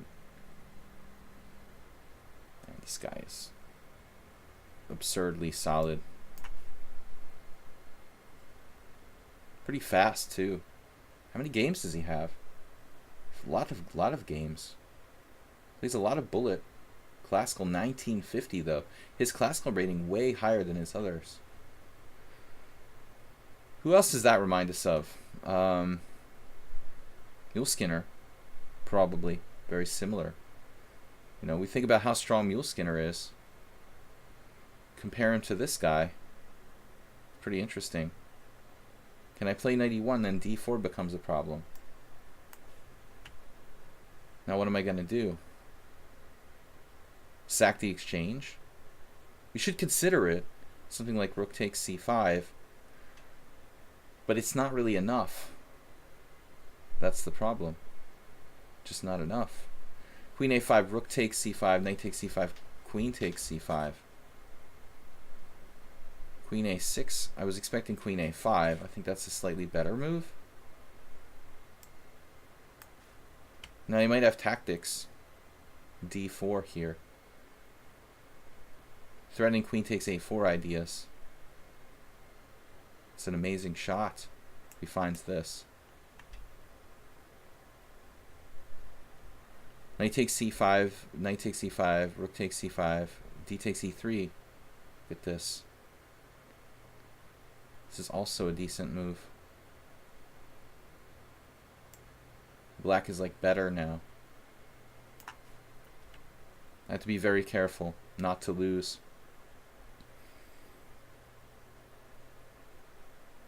Yeah, he's seriously better now.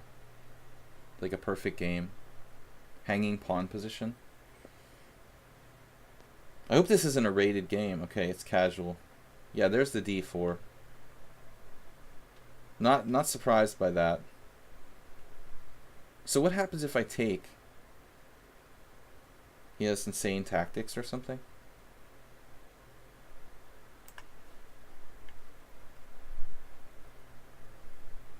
There's this idea down here. But I will have like bishop f1 in some lines. Maybe as knight takes f2 now. That's a natural move. Easy to find.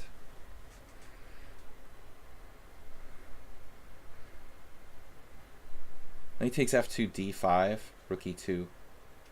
Knight takes f2, bishop f1. Yeah, this is an easy move to find. It's typical. Typical move. Easy to find.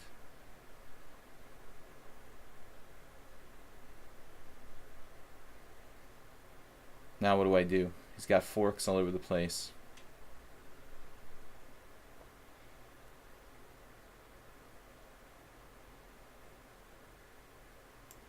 Take here. Probably getting mated, right? Some sort of long combination.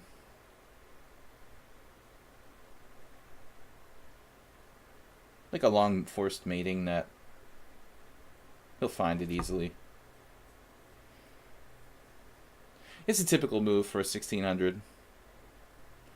Looks like Black's played this perfectly so far. It's probably like a forced mate.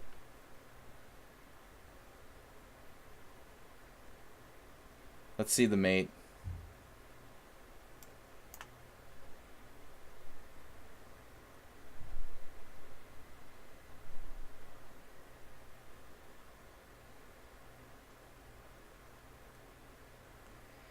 $39, $38, $37. He's got an increment too. I can't wait to look up the center pawn loss for Black in this game.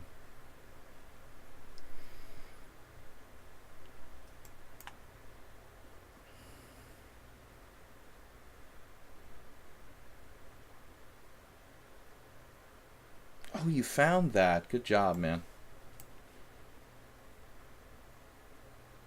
Standard. This is absolutely standard. It's sort of ridiculous. Why would anybody want to do that, you know? CG 90. Rook e8. Now he plays rook e8. What is that, like the second most winningest move? check out the analysis board. Black is like absolutely using an engine here for this game. It's going to be like 0 cent upon loss, 0 inaccuracies. Knight takes f2.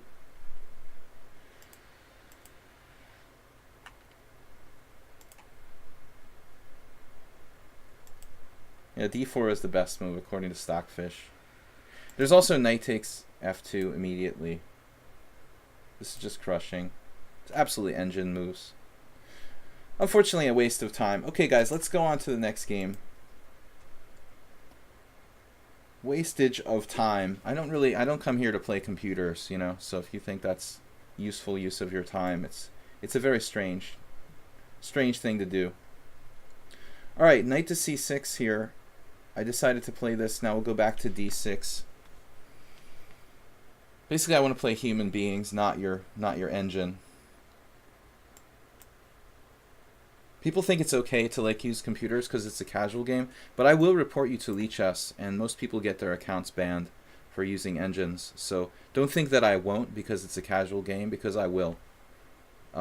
This is actually e4 knight c6, d4 knight f6. This is a transposition to a kind of Pirt's defense for black. Knight g4 is not good in this position.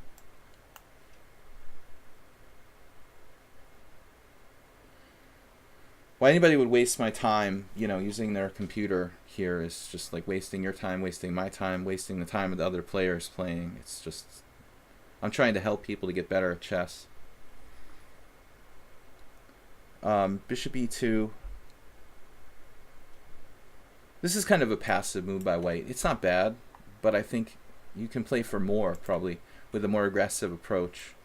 Maybe queen d2. And trying to castle queenside, if possible. Bishop e2 is fine. It's a good move, but not the most aggressive. So guys, we have like 30 minutes left in the stream. That's enough for maybe this game and 2 others. Unless something goes quick. But be warned, I will report you guys, and you'll get your accounts banned, you know, if I'm right, on lichess. So if you have like an account with like thousands of games and you cheat in a casual game, I think it should be banned, just like if it was a rated, you know, if you were cheating in a rated games on lichess. Be awares.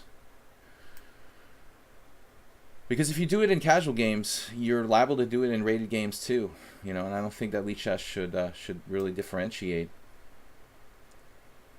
Castles, bishop g4. I guess this is a transposition to a classical Pirt's variation. I guess I have to play this, bishop g4. If not, I don't really have another source of counterplay. This is a strong move by Yaneza. We played Yaneza many games. Let's see here, 3, 4, 5, 6.5. I don't really like. This is a good move, knight d2. Another possible way to play it I've seen people do is like knight to g5 with the same kind of idea.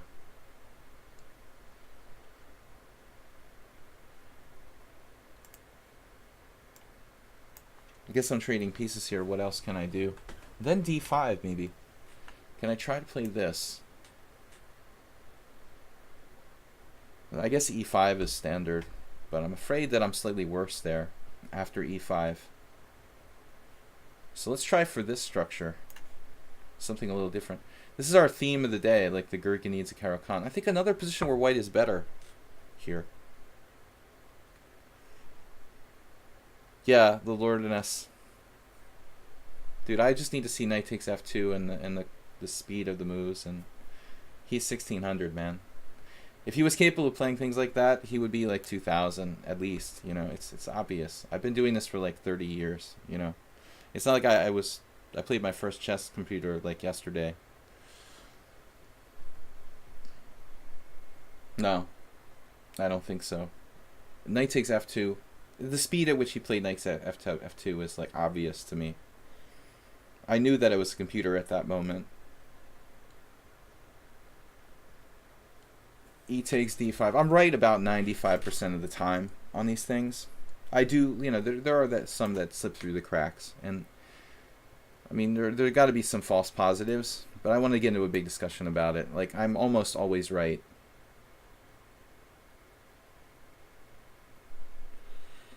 There's a lot of players here a lot stronger than 1600 who wouldn't have seen knight takes f2.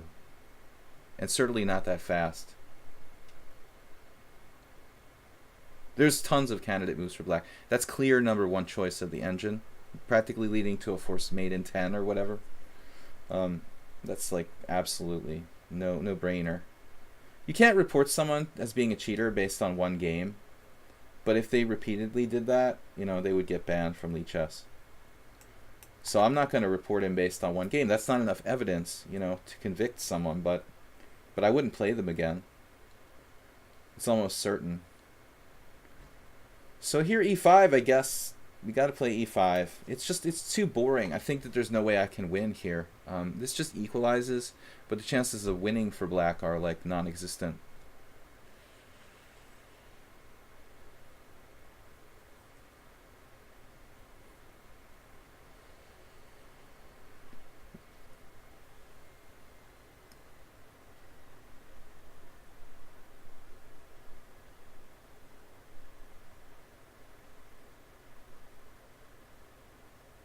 Play was subtle, like a master, the whole game, actually.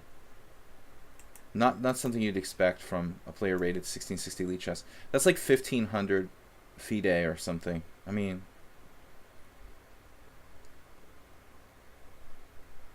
I don't care, you know, at this point. I'm done with it. Just sad, you know. It's really sad for the person who does that. This is equalized, but winning chances are very, very small here for black. It's totally symmetrical. My bishop is shut down by this pawn on c3. It's going to be hard to find a way to win.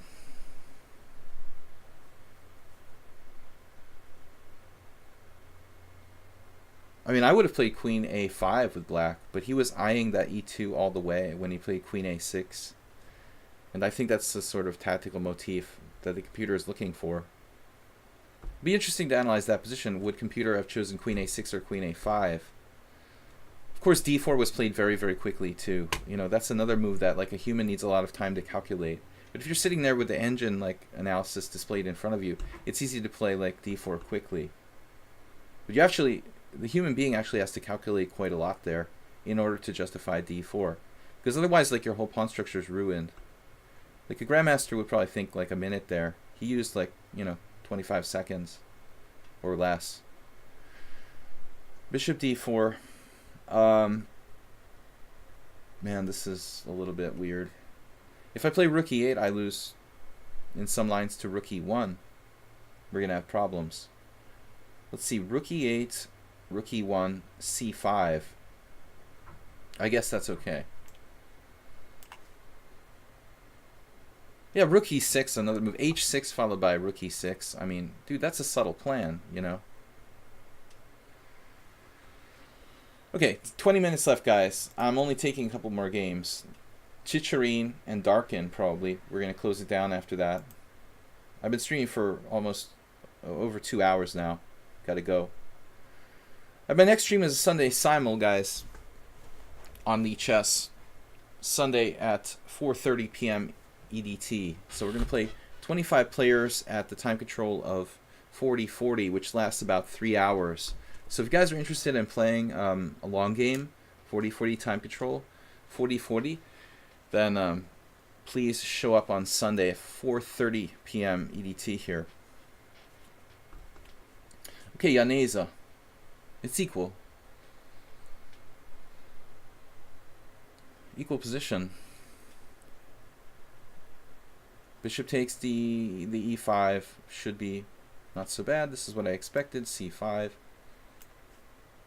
And he trades bishop for the knight. I thought we'd get a little development.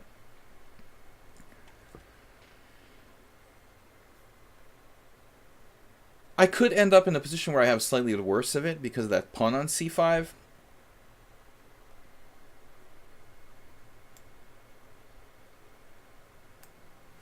Maybe he doesn't have knight e4, right? I mean, I have f5 here.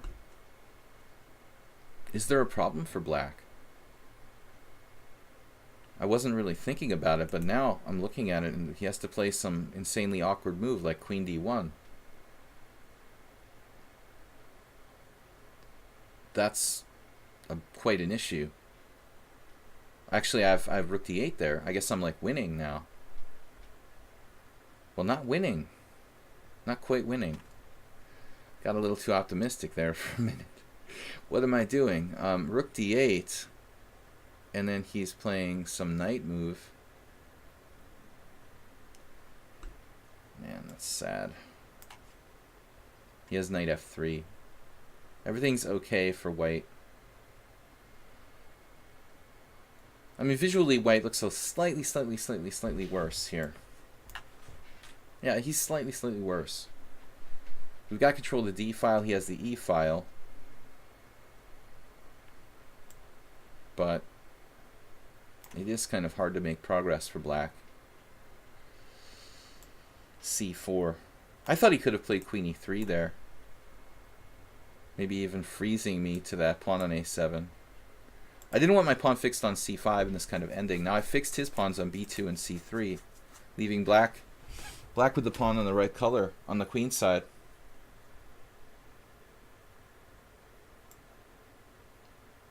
Interesting, Tushar. So they're very close, the queen a6 and queen a5, but it probably depends on what engine you're using. You know, honestly, like Stockfish and Houdini may have a different take on it.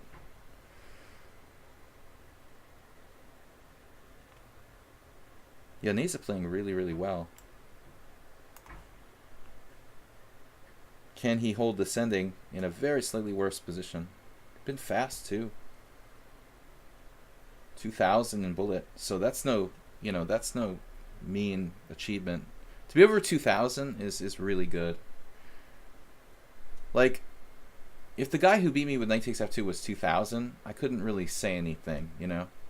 But when you're 1600, I mean, you're 1600 for a reason. If you could play sacrifices like that, you wouldn't be 1600. You would be like over 2000, like no question. I mean, it's not even an issue. No problem. Man, what am I doing here? He's avoiding the exchange of queens now.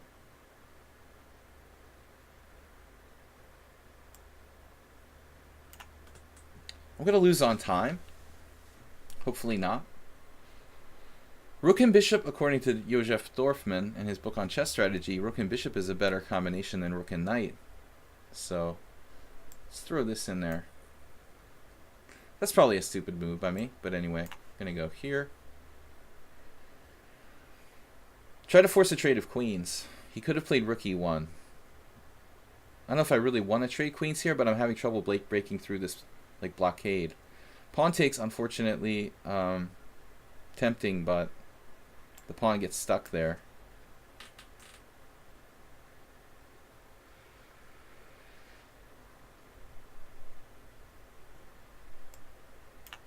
Man, really tough game. Well, I'm going to stop rook e8.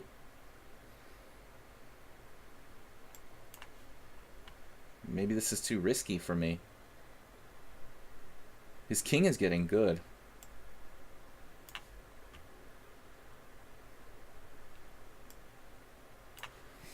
I think he's still holding this. But that might have been a mistake, letting me have a passed pawn, essentially. He's actually going to flag? Wow.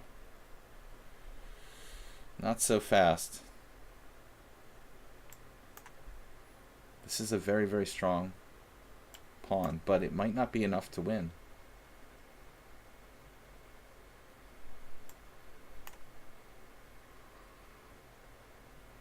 Wow. Man.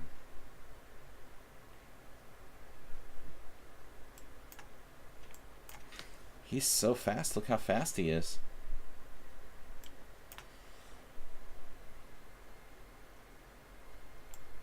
We go with the king again. Uh-oh. Now I have to be careful.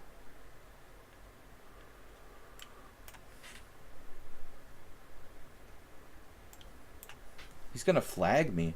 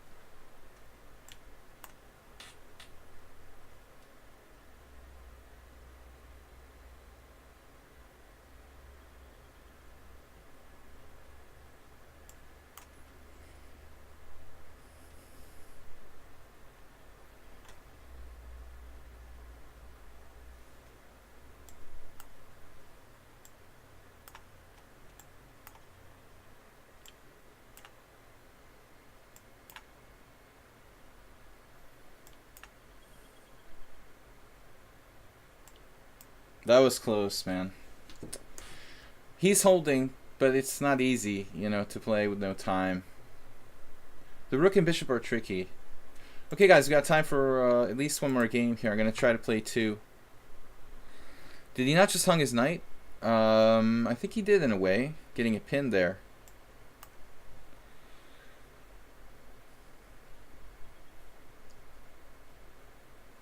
I might have had rook b7. Someone suggested that. I missed it. I didn't have time. I was concerned about losing at that point. So Chicharine supported the stream with a donation of 500 bits. I really wanted to get to this game. It's a way of saying thank you for doing that. We got to Chicharine, and maybe I'll play like one more game against Darkin, the chess 960. But we're going over time here.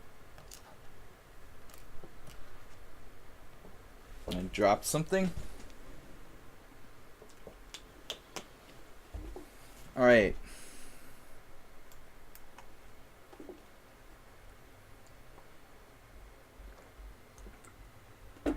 So there is an idea here for white. I've seen some strong players play like a wing pawn attack here. What to call it with g4.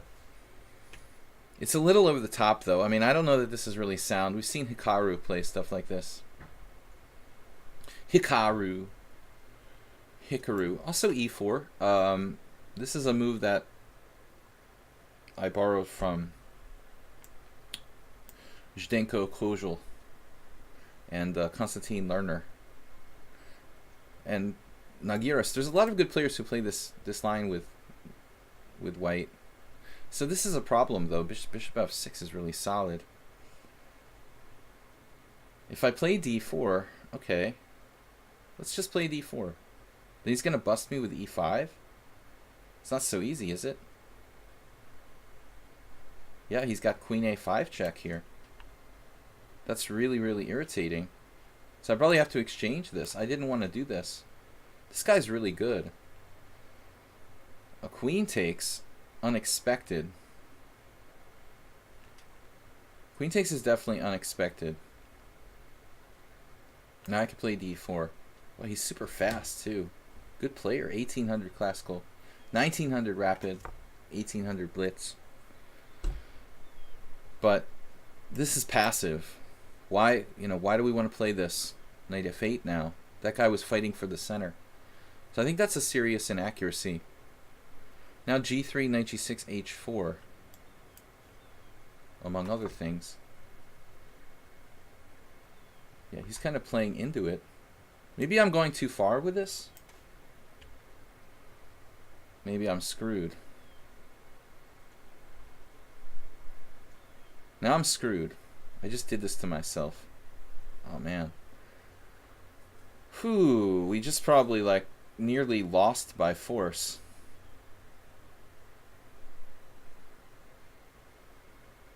He's used no time, man. Just did h4, and now e5 practically wins.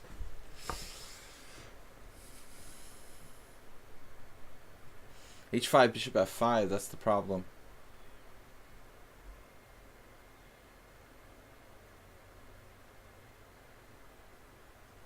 Nearly lost.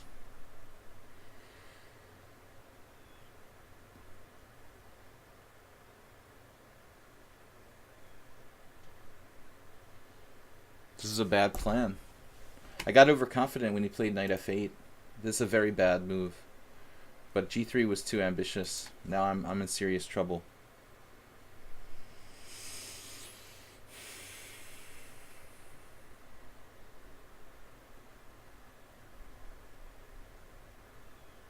Can I play bishop d3?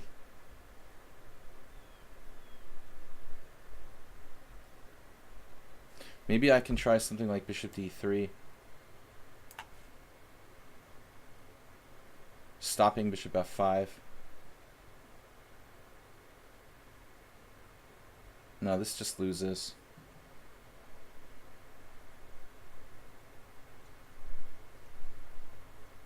Maybe not that easy. I can sack my queen for a lot of stuff. He had bishop f5 there. Okay, that other guy would have found bishop f5. When you don't find bishop f5, I know you're human. You know, I mean, bishop f5, it's an outside the box kind of move.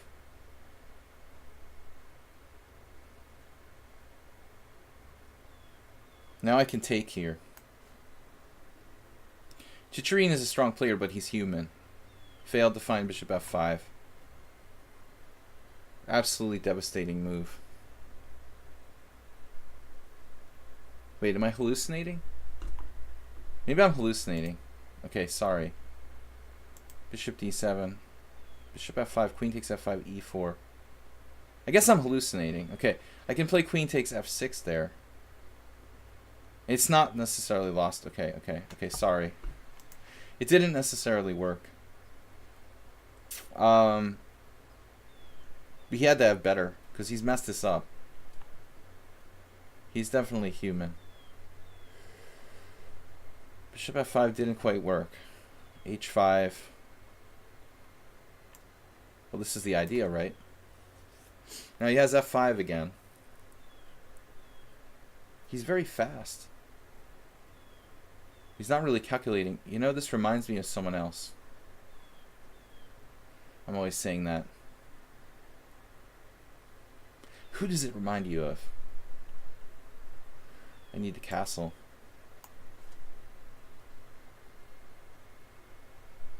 No, it doesn't. I don't know who it reminds me of. Dude, look at his ratings, though. He's amazingly fast. You wouldn't expect it, though. Okay, his bullet is only 1600. I'm constantly trying to analyze people. This is a reasonable move, but... Okay, h6 or something? Sacking the pawn back? To mess up his pawn structure? I think I'm losing this pawn back no matter how you slice it. So we might as well destroy his pawn structure in the process. Nobody here. f6, wow. Yeah, but this is a miscalculation. Chicharine just plays too fast. I mean, it's a common problem.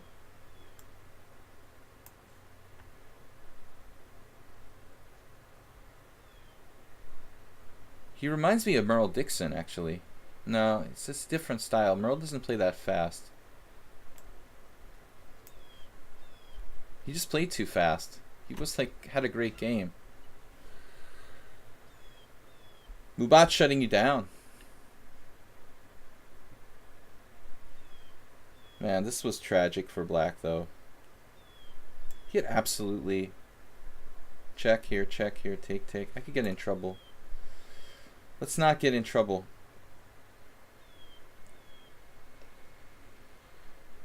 Knight g5 check, king f6, knight takes check. Takes. Bishop f3. Yeah, that's asking for trouble.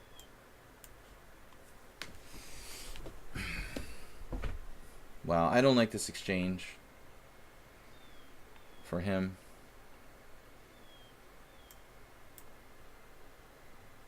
He's just down a pawn in an ending. He had lots of opportunities. Just played too fast. Because there's an increment. Likely Chicharine's a player who just doesn't, you know, he just doesn't play without the increment, offering a draw.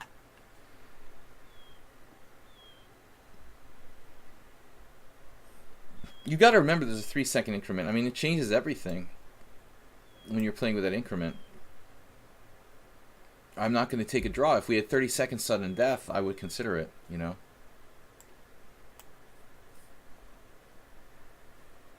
But this is increment. I can play a lot of moves here on the increment.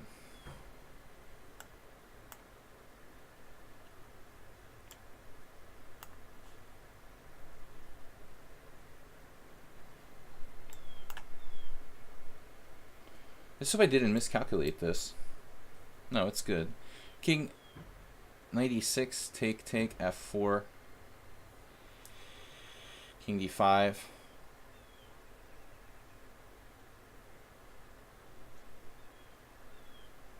I hope I didn't miscalculate this. Seriously, I might have.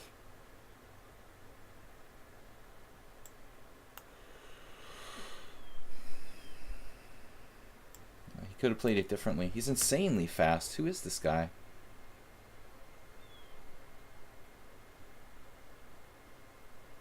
Somebody who knows us? Donated to the stream. Not really a new account, though. Watch out for forks.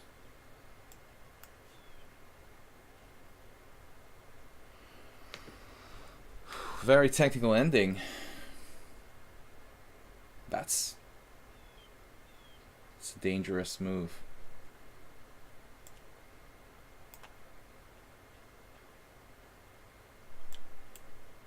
Now his knight is dominated. It's a problem.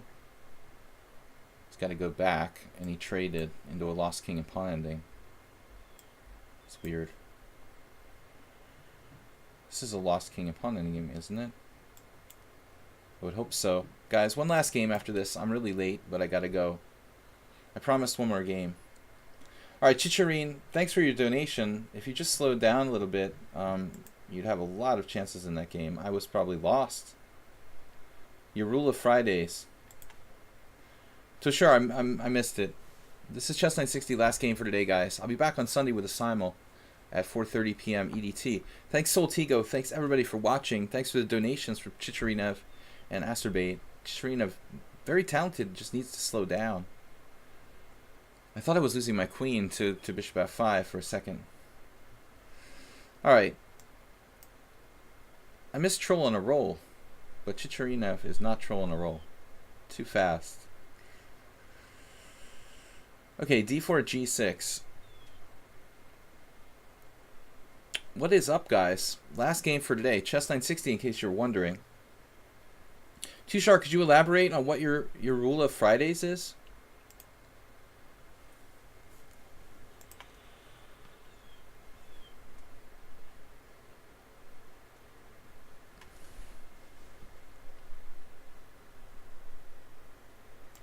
Play symmetrically here. I'm not going to take any more challenges, guys. Sorry about that. Can't play everybody. So, we are out after this game. The chat seems like frozen on Twitch. We confirm all the players who play against you on Fridays, so we can know who is who. Accept challenge only if they acknowledge their account on Twitch chat. It's an idea. Sorry, I just saw Asterbait showing up. Tushar, that's interesting. Let me talk it over with Soltigo, see what he thinks, our moderator. I mean, I think it's definitely a valid suggestion. To just take people who challenge through the Twitch chats somehow.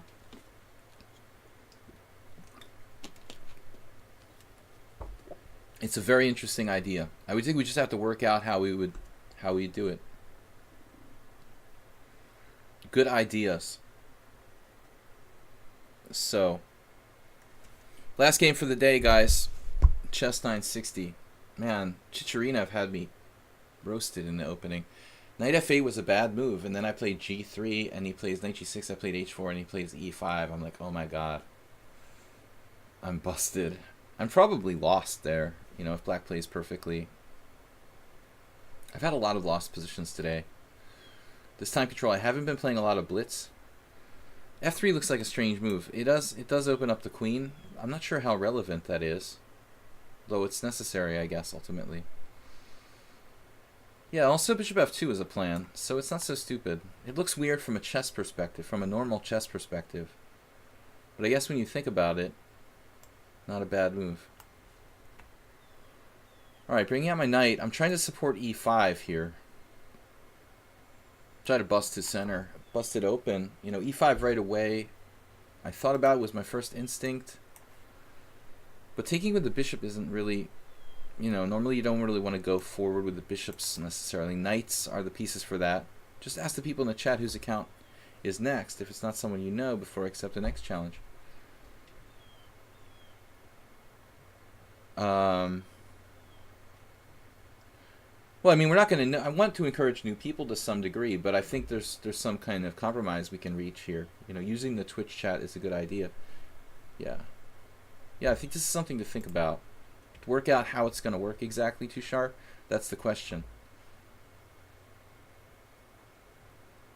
So e3 now, I think white has a passive position. We're good. Now e5, black's better. Honestly, my worst chess with Chris. What's up? So, he's talking to Tushar. But my worst phase in chess 960 is actually my openings. I may have gotten myself in trouble here.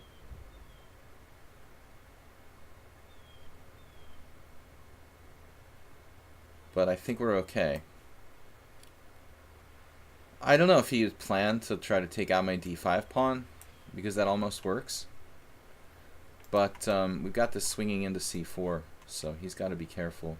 Yeah, he saw that, and it's a good thing, because that was very nasty pressure on b2. I got to watch out for f4 here. That's the idea. So c6 at worst case scenario. Scenario. Do you say scenario or scenario? Text 1. If scenario. Text 2. If scenario. Bishop c6 is weird, isn't it? Let's not do that and say we did. I'm going to play c6. A little worried about my king. It's kind of creepy looking after c6. Not sure if I like that.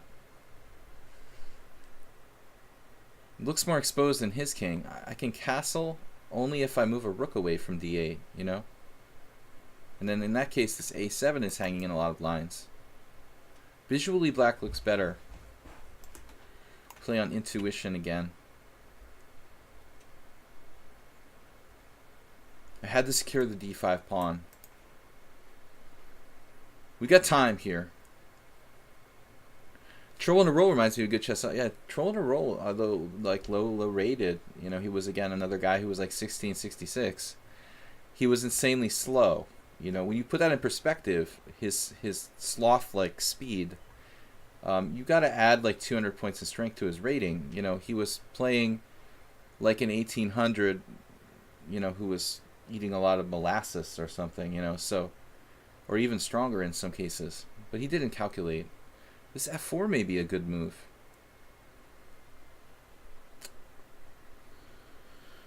I don't know, guys. All right. He's going to challenge my center now with e4, but he can't do it right away because of d4. This is pretty complicated. White's also lagging in development on the king side, or whatever you want to call the side over here. That's the thing about chess 960. Like, I don't know what to call what side. So he just played knight c3. Now f5. All of our pawns are on the wrong color, but we've clamped down on e4. So I have like a stone wall with a bad bishop, but more space. Probably better to prevent him from playing e4. We'll let him have the better bishop, but less space. It's a trade-off. Space is space. Where, you know, you're on intuition, there's no theory here. Well, there is theory, I guess, you know, but not too much.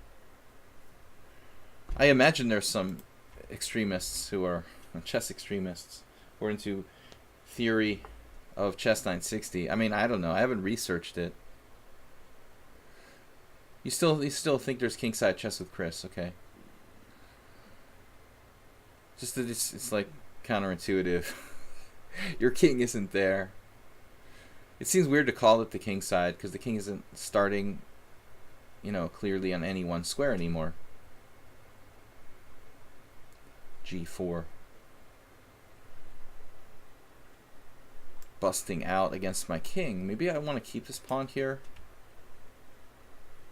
We go with this question of space again. Space versus powerful squares. He gets a knight to e5. I'm going to be in trouble. Got a bad bishop. Good positional play by white. I wanted to take on g4, but this starts to open up threats against my king on the diagonal. Now he closed it down. I have to go back, probably. We could go to g8. That looks very awkward. Now he has space advantage. All of his pawns on the right color. He has a lever with h4, h5 on the other side. The only thing wrong with white's position is his time. Okay, this is kind of cramped here. That I control e4 so much. He's quick. Castling, not an option. a5 maybe. Weakening my king side. Got to do something. Not much time. He stopped it. So intuition, playing a role in chess, obviously, major role. What about here? And then we go for knight c4. He's going to be concerned about that, yeah. He's not into that.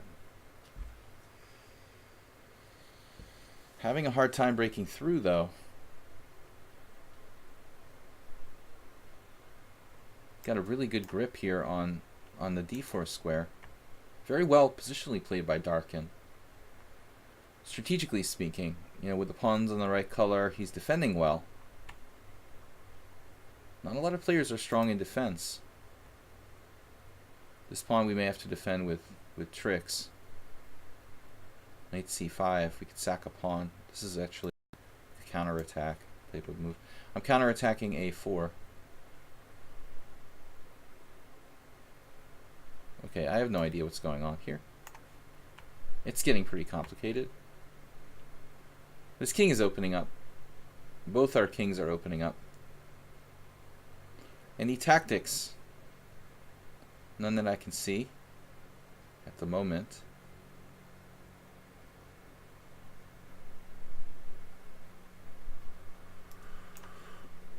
Ooh, I don't know about this move. This is double-edged. He lost on time, but is White even worse here? Yeah, he's worse. Or is he? He has to take. This is what I would expect. And rook takes d8. Queen takes d8. Knight d4. And it's a game. Dead equal according to Stockfish at first glance. Bad bishop, but space to compensate. Okay, guys, I gotta go. Good game, Darkin. Just winning on time there. Was knight c4 a mistake? Yeah. Apparently I have to just build up. Build up on this pawn on e3. I didn't even see it. You know, this idea didn't even occur to me. I was focused over here on the queen side. And I stopped thinking about, or I haven't been thinking at all about this backward pawn. It didn't really play a role in the ensuing play. So normally I would be attracted to it. For some reason my focus was on the other side. So knight c4 was a big mistake. Alright guys, I've got to go. Thanks for watching and subscribing to the stream. I will be back on Sunday with a simul, 4:30 p.m. EDT for 25 players. If you guys want to play, be here on time. It's a 3-hour simul. Thanks everybody for watching. Again, thanks for subscribing, donating to the stream. Please support via PayPal and also bits donations. Thanks to Chirinev, Asterbait, Merrill Dixon. I will be back on Sunday. So thanks Soltigo. Thanks everyone. Have a great day. Bye-bye. Bye-bye. See you later, guys. Don't forget to play h5. That's the chess panda. We're out.